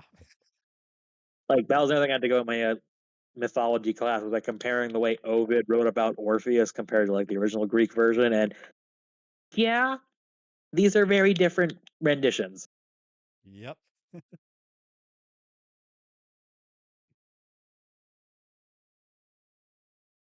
Although you're telling me that you think that Hercules is a more historically accurate movie than Pocahontas. In terms of being accurate to the mythology, yeah, that is that's kind of funny to think. Yeah, I mean, I've said this many times, but I you look at the credits of Pocahontas, and they do say that they thanks multiple historians that were on station for this, and it just makes you wonder if they just look at their research and just throw it out the window like it's Ridley Scott because he that's how he does it. He goes, oh, I wrote all my notes for what a gladiator should look like. And he just throws them out the window and goes, I know what it should look like. Like, is that what happened here with Pocahontas? Did someone give like a really long paper about so this is what the Powhatan people are like, and then I guess Disney went, yeah, that's fine, nice, but we're gonna do it our way. Also, Pocahontas was a child, It was not like a young 13, woman. although it's not her real name. Also, and I mean, there's so much you can go after historically speaking with that movie. But the one that sticks out to me is um, they get small details right, and then they get really obvious details wrong in a way that's very confusing to me. Like I've always noted this in the movie, they're not using like muskets. They're using matchlock rifles, which is there's not even a trigger. It's just like a long match light for it to go off, like full of like a hemp rope. It just it's always kind of lit, but you just kind of put it close to the gunpowder and make it go off. That is correct. That is what settlers would have been using at Jamestown because this is way before you would have like a musket or anything noteworthy like that. That's right. But then you look at the flag and go, why is the our Union Jack here? The Union Jack was created in 1707 with the Acts of Union. Like famously, is this like a mixture of the Scottish, the British, and like the Welsh flag. I think is what the original mixes were. It's like, but these, what? What is It's this like doing Welsh or here? Wales. Wales, yeah, Wales. But this is the 1607. We're like literally 100 years off. What is happening here? kids in like British school are gonna immediately know that doesn't look right. That's like if you had a Civil War movie and you have like a 50-star flag flying by. Oh yeah. That that would be very inaccurate. Or better yet, a Revolutionary War movie with a 50-star flag. Well, that'd be 17, like 100 and 250 years. 100-year time frame would be okay, 1950, 1850. So like a pre-Civil War movie, and like they suddenly just have like Alaska and Hawaii as like states alongside many other territories that are not states yet. It's like why? What? What? That's always perplexed me. You have a minor detail that like you have to research to know, versus something that's so self-evidently obvious that a cool kid could have told you that. I don't. Well, that's what Pocahontas you is get when you have Americans making a movie about British. yeah, I guess just it's a movie that's it's certainly not dull because there's things that always stick out to me. Is like why? Why is that there? Well, hey, at least Steven Schwartz got an Oscar. I guess that's what led to Wicked. So Pocahontas probably no Wicked. Yeah, and because of Pocahontas, we also got Lion King. Yep, because everyone, the A team got shoved onto Pocahontas, so they went, B team, go make this movie about lions and like Hamlet or whatever. And then that ended up being the movie that everyone loves. Yeah, that ended up being the movie that's way more popular And the one that got some competent sequels. I've for not the most seen part. Yes. Pocahontas 2, Journey to the New World, but I know that people don't like it very much. Whereas Lion King 2, Simba's Pride, and Lion King 1.5, people actually do enjoy. Yeah, yeah. Weirdly enough, the sequel goes in the direction of like let's be semi closer to history, where we're gonna throw in the actual person that got Pocahontas fell in love with. Maybe that's also a connection question. And also goes to England, which is true. Although it also Yep. has stuff like her hanging out with William Shakespeare, who was like pretty sure dead for like 5 years prior. One step forward, two steps back. Yep. On the topic of Also, William I believe. Shakespeare, apparently Lion King 1.5, at least according to Breadsword, is an adaptation of a book that follows two side characters from Hamlet. Oh, you're talking about Rosecrans and Guildenstern are dead. Yeah. Yeah, Like, those well, are like the two most disposable characters in Hamlet to the point where there's a lot of adaptations, like the old '40s version with Laurence Olivier that just straight up cut them because they don't matter. They don't matter at all. yeah, but then someone made an entire like book or movie about them. Yeah, yeah, probably because of the knowing full well these are disposable characters no one cares about. Because they're literally just like guardians of Hamlet, and then they get stuck on the ship with him, and then when he switches ships with them, they just disappear from the play, and then the last line of the play is essentially, "Oh, by the way, they're dead," in case anyone cared. Hence the name of the book being Rosecrans and Guildenstern are dead. But yeah, okay, I didn't.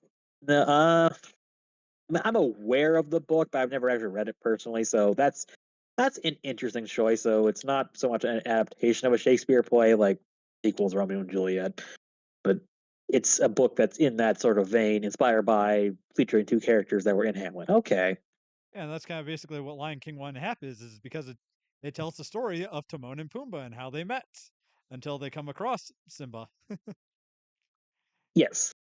And then they tell the stories, the events from of Lion King from their perspective. It's like, well, now that's an interesting thing. Thanks you for that, Breadsword. When are you going to make another video? It's been years now. Although actually, I'm aware that there's a decent amount of characters that have been inspired by that book, like the twin characters in Bioshock Infinite. They're apparently inspired by Rosecrans and Guildenstern are dead. The book, so influential book. Yeah.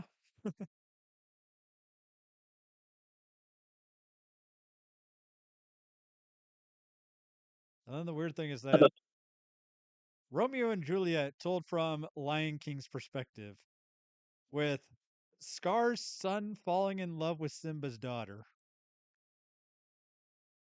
That's Yeah. that's not okay. No, no. Also, Andy Dick was in the movie, so it's instantly not good. Yeah, Although, it's a pretty for good the counter argument, adaptation of Romeo and Juliet. You just gotta not think about it. yeah. Although counter argument, he does die, so actually maybe it is good. Yep. That was like an old like Lindsay Ellis quote where she like, the great thing about Lion King 2, to watch Andy Dick die. The nostalgia chick.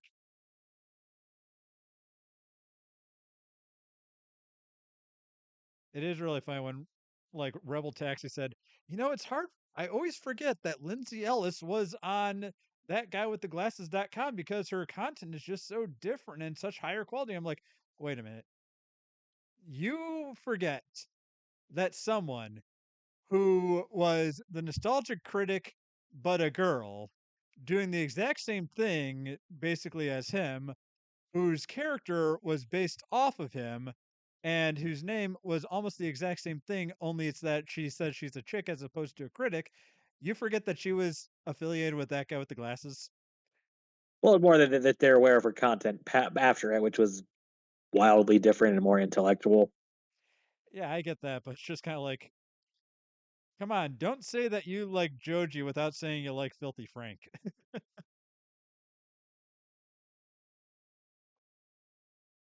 think that's more like saying, "Man, I love Christopher Walken. He's a great actor. I just loved him in Mousetrap." Like that was your frame of reference? Okay. Christopher Walken. I want to say that I've seen him do something somewhat recently, and he was still doing Walken, but I can't remember what it Like, was. he'll always be Walken. Yep. Like I have the Christopher Walken closet.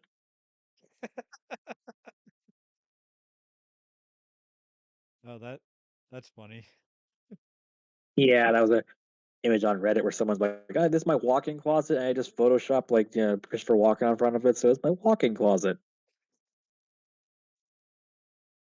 I hope he saw that post.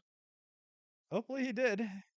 You did kind of wonder, like, how many times celebrities see what the internet thinks of them and their different memes and stuff. I probably think more often than they would want to admit. Was it Pedro Pascal that had to admit once like, "Oh, I follow several fan accounts." Wouldn't surprise me.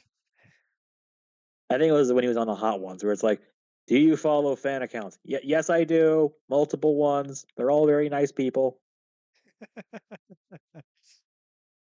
Well, that is fan accounts, not the hater accounts, because there are Well, plenty of yeah. them as well.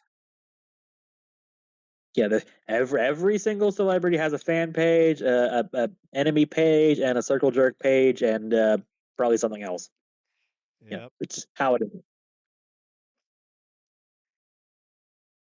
It's like I don't know about your feed, but it's like my feed is always populated with people that don't like Pedro all that much. Well, that's their loss. I like the guy. He's like just old, goofy, charming guy that's gonna freaking like go around while making a stupid new Fantastic Four movie. That's fine. I'd have a beer with him. Yeah, I don't really care much. I don't really have much of an opinion on him. I just know that he's there. I also am perpetually amused that because when my dad was like, "Well, I'm going to watch this new season of The Last of Us show. I can't wait to see more Pedro," and I was like snickering the whole time. And then when he got to the literal second episode, he went, "They can't do that. They can't legally do that." I went, "I can't begin to tell you how you're literally repeating the exact same arguments that were almost 10 years ago now." With what actually happened in The Last of Us. Yeah, literally the exact same arguments and discussions that were happening when the sequel came out in 2019 were happening again when the new season repeated that plot line. When they got to that point, it was exactly the same thing where just disbelief, anger, annoyance. I don't want to watch this show anymore. Then it's like, is time looping? Well, that's what happens when you bring in people that don't know the source material. Because how many Well, not times just did a that custom. happen with Game of Thrones in comparison to Story of Ice and Fire? Not to the same degree, and it wasn't like so much like outrage. It's more just like frustration and going like, "That's not good writing. Why would you do that?" And then like randomly hating the actress involved, which also is something that happens. Like, are you kidding me? We're literally just looping history at 100%. Nothing has changed. Yeah. Like, oh, good to know. More things. What's the line everyone quotes from? Oh, True Detective. Oh, time is a flat circle. I guess it is. Yeah. Speaking of adaptations, Oh, there's a new season of Fallout that came out, and I got to watch that at some point. yeah, although I'm less interested since I know that it's going to be set entirely in like the New Vegas area, and I'm a big fan of that game, and I don't know, I'm just a little perturbed that oh, so we're gonna have to make things canon now. We're gonna have to pick like who actually wins in the end. That was one of the great things about Fallout New Vegas is that for 15 years they never straight up said this is the correct choice, this is the right choice. Hmm. I don't know. I never really played any of the Fallout games, but I do enjoy watching the TV show while I do my brainless work at work sometimes. Oh, no, it's a good show. I have nothing against the show or any of the actors. It's just one of those I think Bethesda just kind of Bethesda's doing things that I can't exactly say I enjoy from a writing standpoint because Bethesda just kind of sort of doesn't like anyone who does things in their universe who aren't called Bethesda. Yep.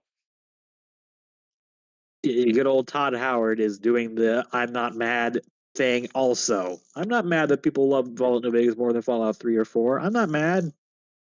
Gonna just make it all. I'm just gonna intentionally make things like blow things up and make sure it's not canon anymore. I'm not mad. So is that why we still haven't gotten Elder Scrolls 6 yet? Oh, good. He even said recently, we're not working on Fallout 5 yet, but we're thinking of ideas. And everyone's like, that's what you said about Elder Scrolls 6, and like that was almost 10 years ago. The trailer, and that's all they got was the trailer. Yeah, Elder Scrolls 6, GTA 6, and Half-Life 3, the vaporware that everyone wants. Except one of them is coming out next year. Oh, we finally getting GTA 6. Yeah, the release date. I think it's like November 2026. That's the release date, and there's been enough gameplay and trailers to show. No, they definitely are pretty far along in the development. Yeah, the PS2, it got 3 GTA games, and then GTA 5 got 3 PlayStations. Yeah, they're still releasing content for GTA 5. They just put out something recently, like the last week or two. Yeah, but hey, if it's still popular and people still like it and you can get away with just releasing add-ons, why not? I mean, yeah, the problem is it means that they canceled any idea of doing like a single player campaign, addition, or like DLC, and it also sucked away energy from, I believe, Red Dead Redemption 2's online, which I thought was a way more fun thing than GTA. It, to quote in the haterade, I'm not upset. I'm not upset that you cancel all that stuff from GT for Red Dead. I'm not upset. Yeah.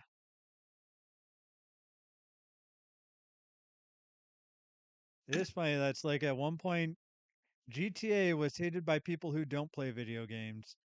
Now it's almost hated by people that do play video games.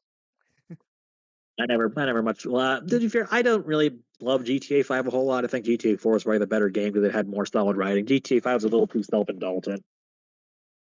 I've never played it. The only GTA game I've ever really played is Vice City. And That the one's thing that pretty I good. ended up loving about that is that I can steal a taxi and then play Crazy Taxi. Oh yeah, yep. You can, although you can also do that in Saints Row as well. Yeah.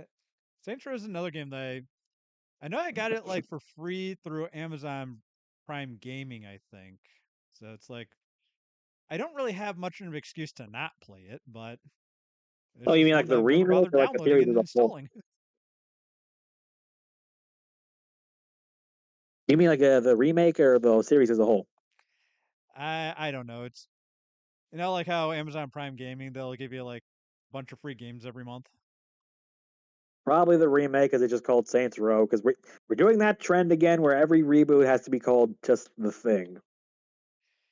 Yeah, and then that just makes things confusing. Yeah, it's Unless the thing is really bad, and then they'll add a subtitle like they did with Ghostbusters. like, what? Please stop just doing this. Where you reboot something and just call it by the original name. You can do something else. What's my new Prey game called? Prey. But there's only like two games called Prey. There's Prey and there's Prey 2. Come on.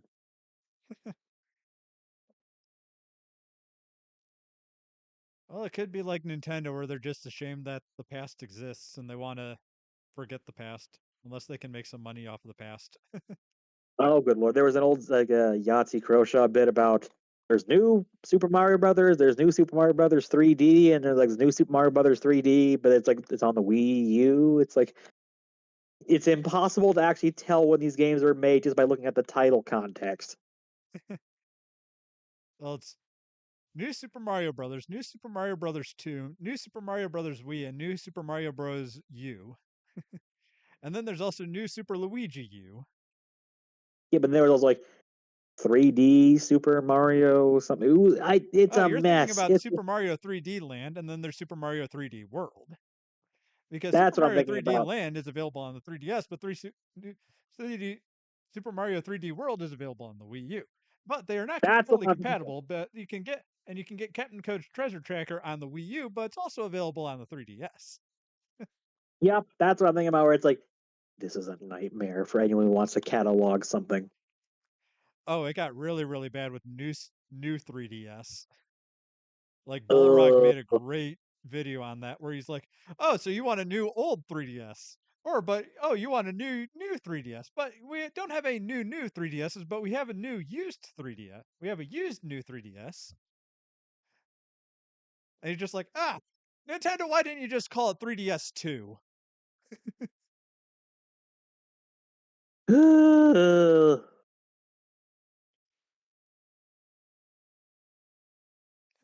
someone at Funny. someone at Nintendo Nintendo. is very quick. Yeah, someone at Nintendo clearly just hates the idea of like archival work.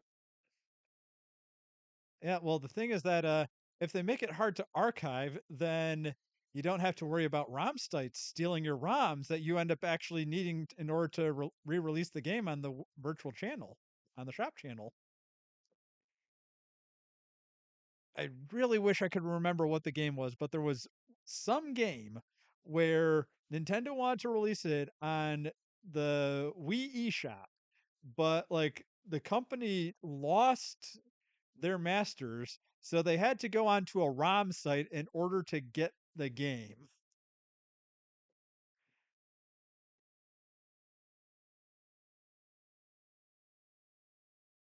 It's like my favorite bit of little Nintendo trivia. Yeah, I love these games, but good lord, are they just a naming convention? So bad. Yep. I mean, I guess it could be worse.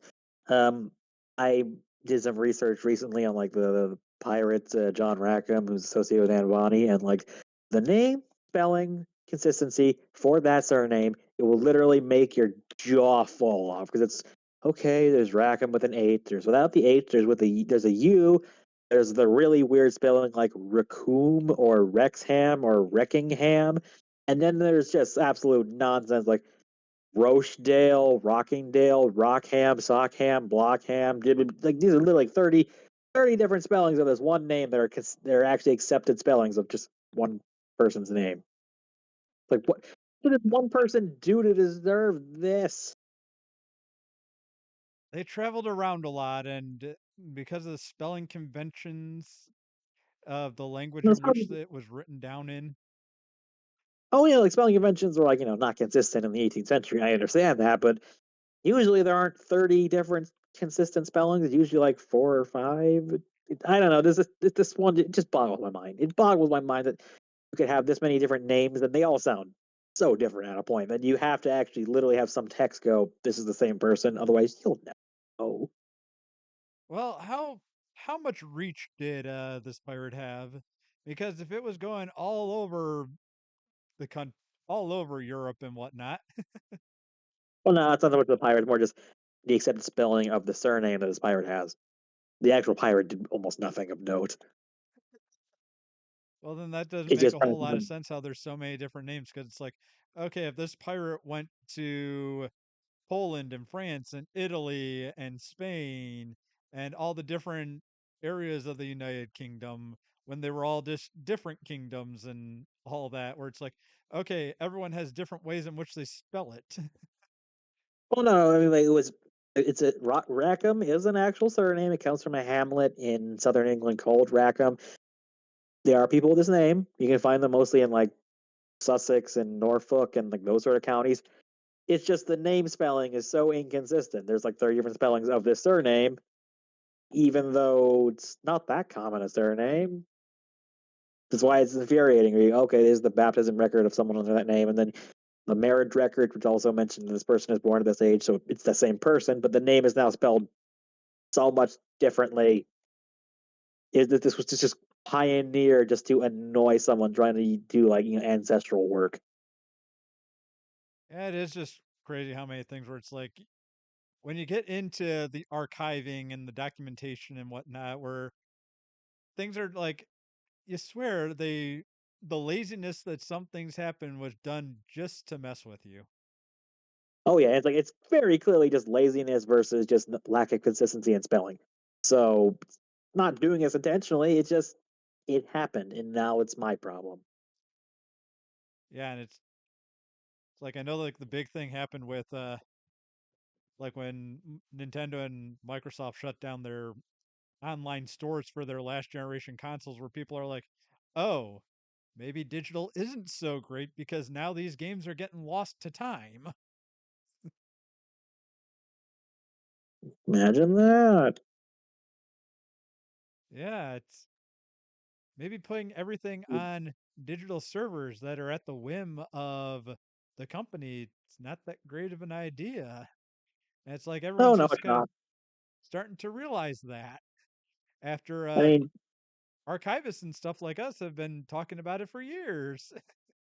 to be perfectly honest, I'm lazy enough that I do tend to buy my games digital because I just have so much stuff. But I do agree that preservation says you probably shouldn't. But then now we're reaching a point where most games are like require the internet or some online server to connect into. So even if you do have a physical copy, there's not a whole lot you can do if those servers get shut down. Which after 10 years, pretty likely. Yeah, but at the same time, it's like, okay, Splatoon, there are fan servers that are getting made for it, and Pretendo, it's like the crazy thing is like with the Wii U, it's apparently very easy to log on to the Pretendo server. You just got to make an account and change a Well, couple of settings in your Wi-Fi. I was thinking more like Ubisoft and I think it was called like the Crew. That's a game that you physically cannot play because well they shut down the servers and also the online doesn't work properly and they didn't ever put in a single player option and yeah there's absolutely nothing you can do. You can't even make a server. It's dead. Oh yeah, there are other games like that. And it's, a lot of times it's just sort of, but why? I'm guessing it was probably like it was costing you like $100 to keep it up every month or something, and you just want to cut cost, even if it's a really minute cost. Yeah, and then you get things like the Dreamcast, which still has an online community, and you don't have to do anything except for have a Raspberry Pi that mimics a dial-up router because everything on it is peer to peer. So you can just connect as long as there are other people that are willing to play Pen Pen Online. You can play Pen Pen Online. Yeah, that's the thing about peer to peer is that it doesn't require servers. It just you know, console to console. Of course, it's not going to be very stable internet. That's why servers are generally a better option, but it does lead to longer longevity. Like, I believe you can still play some of like the early Call of Duty games, like that War of 2008, because that was peer to peer, even though it's mostly hackers and really unstable internet now. Oh yeah, anything that's like PlayStation 2 and whatnot that was peer to peer, still possible. Yep, yep. Not Xbox original, of course, but PS2, I think. Yeah, Yeah, PS2 it was peer to peer, and I want to say that there's even some peer to peer on PS3. So, and saying that that didn't require a paid online connection. that's true. It didn't. So, Speaking of Ubisoft, they're probably going to announce their remake of Assassin's Creed 4 pretty soon. ooh, Yeah, I'm of two minds because on one hand, everyone who says that's not the game you should be remaking is absolutely correct. The correct game you should be remaking is the original one because the original game was closer to a tech demo than an actual fully fleshed out game. It was just go here, kill target, go here, kill target, do it 10 times, game's over, done. They didn't know what they were doing yet.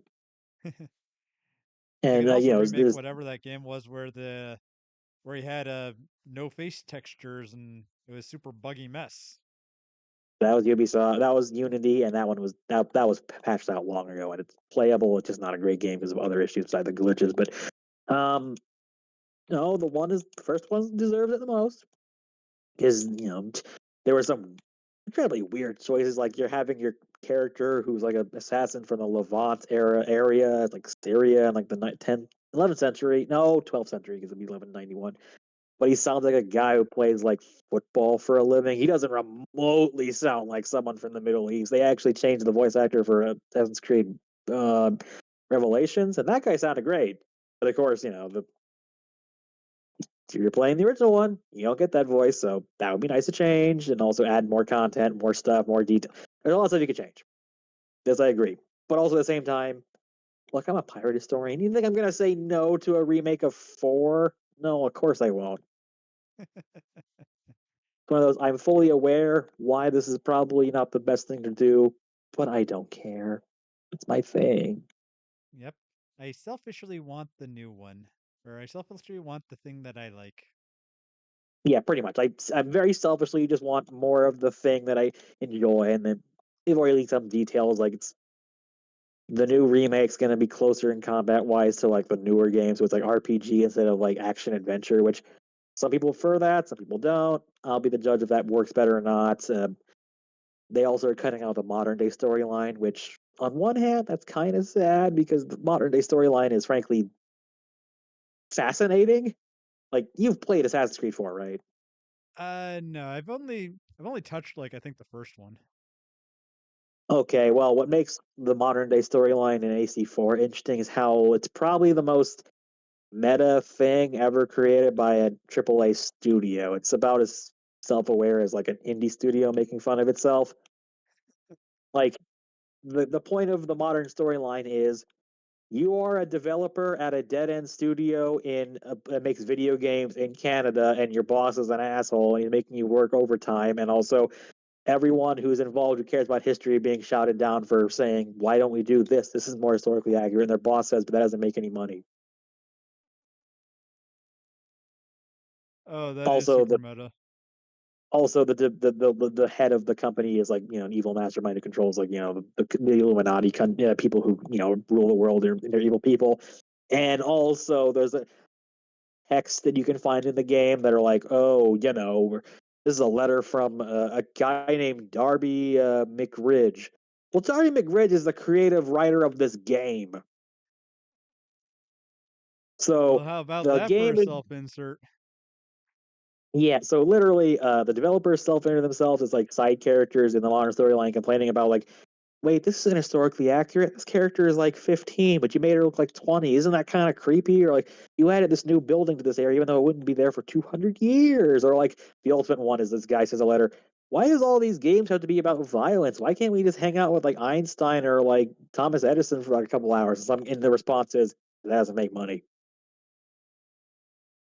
Well, at least that self-insert's a lot better than I am the most strong character and all the women love me.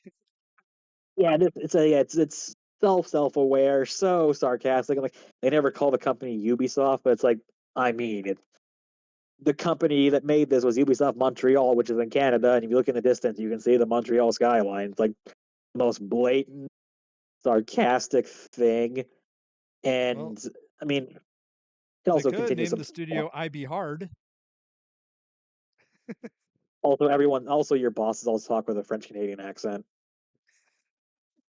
and HR is always saying like, breathing down your neck, and they're paying you in what looks like amiibos.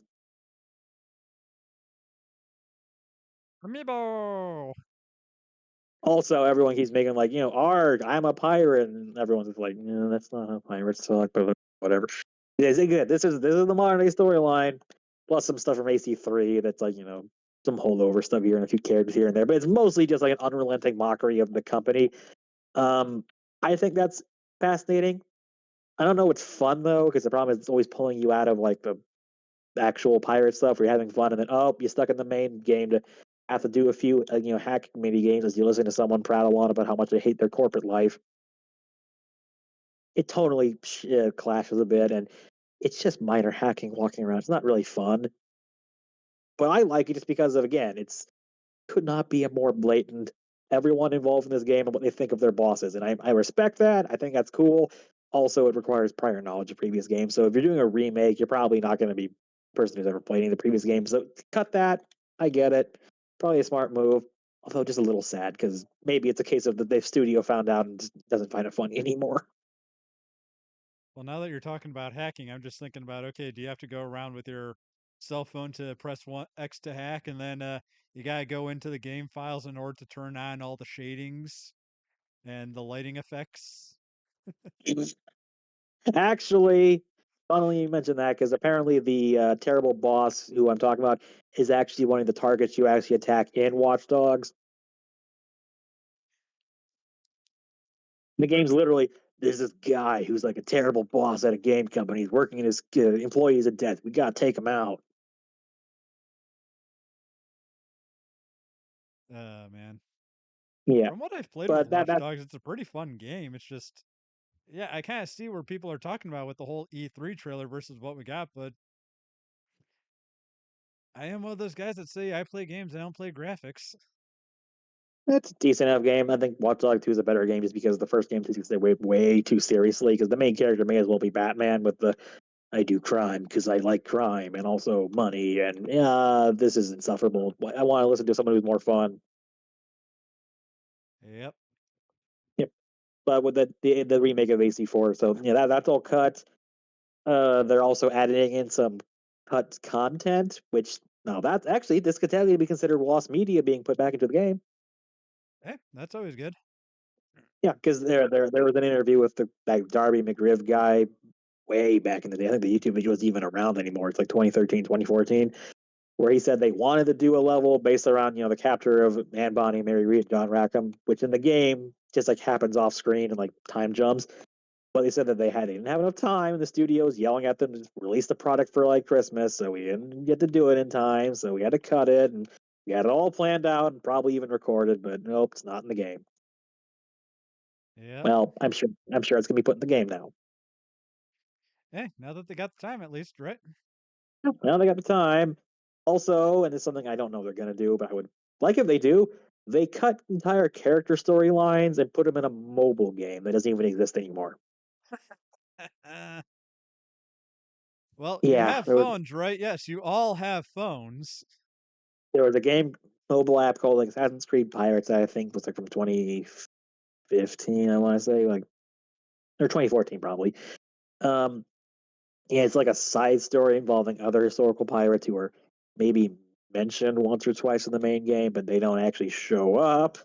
And if you know your history, you probably should be wondering why aren't they here? Because these are kind of important people. Like Henry Jennings, who was a big rival to Benjamin Hornigold, who was featured in the game, is not in the game at all. And at one point, you find a guy who's talking about his ship being stolen by a pirate. That's Samuel Bellamy, a really famous pirate. And like, well, you killed the guy who owned the ship, but you never actually meet the guy who stole the ship. That's only in the mobile game. And I would like it if this was all put into the main game now. The mobile game doesn't exist anymore, and it just hey, there's added content. There's people you can add. There's stuff you can change. Yep. And on that note, Also, and my oh window yeah, is. last Oh, I mean, guess finish I'm your sorry, thought.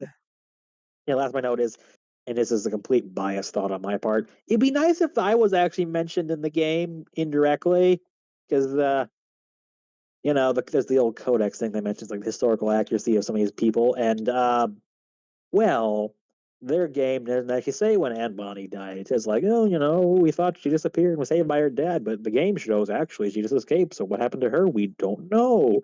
Well, it'd be nice if the codex says something like, oh, so and so also died 1733, December 29th. And I can just do the Leo pointing and even go, hey, that's the document I found. Yep. Like that, I'll still enjoy it anyway, either way. But like, it'd be very nice to go, oh, no, that's nice. Ubisoft actually mentioned me indirectly. Not that they're gonna say like, hey, this is that person, but this is my writing. I know what I wrote. I know what I found. Yep. So yeah, unfortunately, Anyway, my window of time is now closed, so we're gonna have to cut this one. It's been fun annual podcast. Maybe we can get one sometime next year in 2026. But you can have a Valentine's Day special. yeah, we could.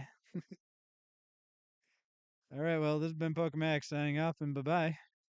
We'll pass everybody on his bio, and good night, everybody. Thanks for coming out.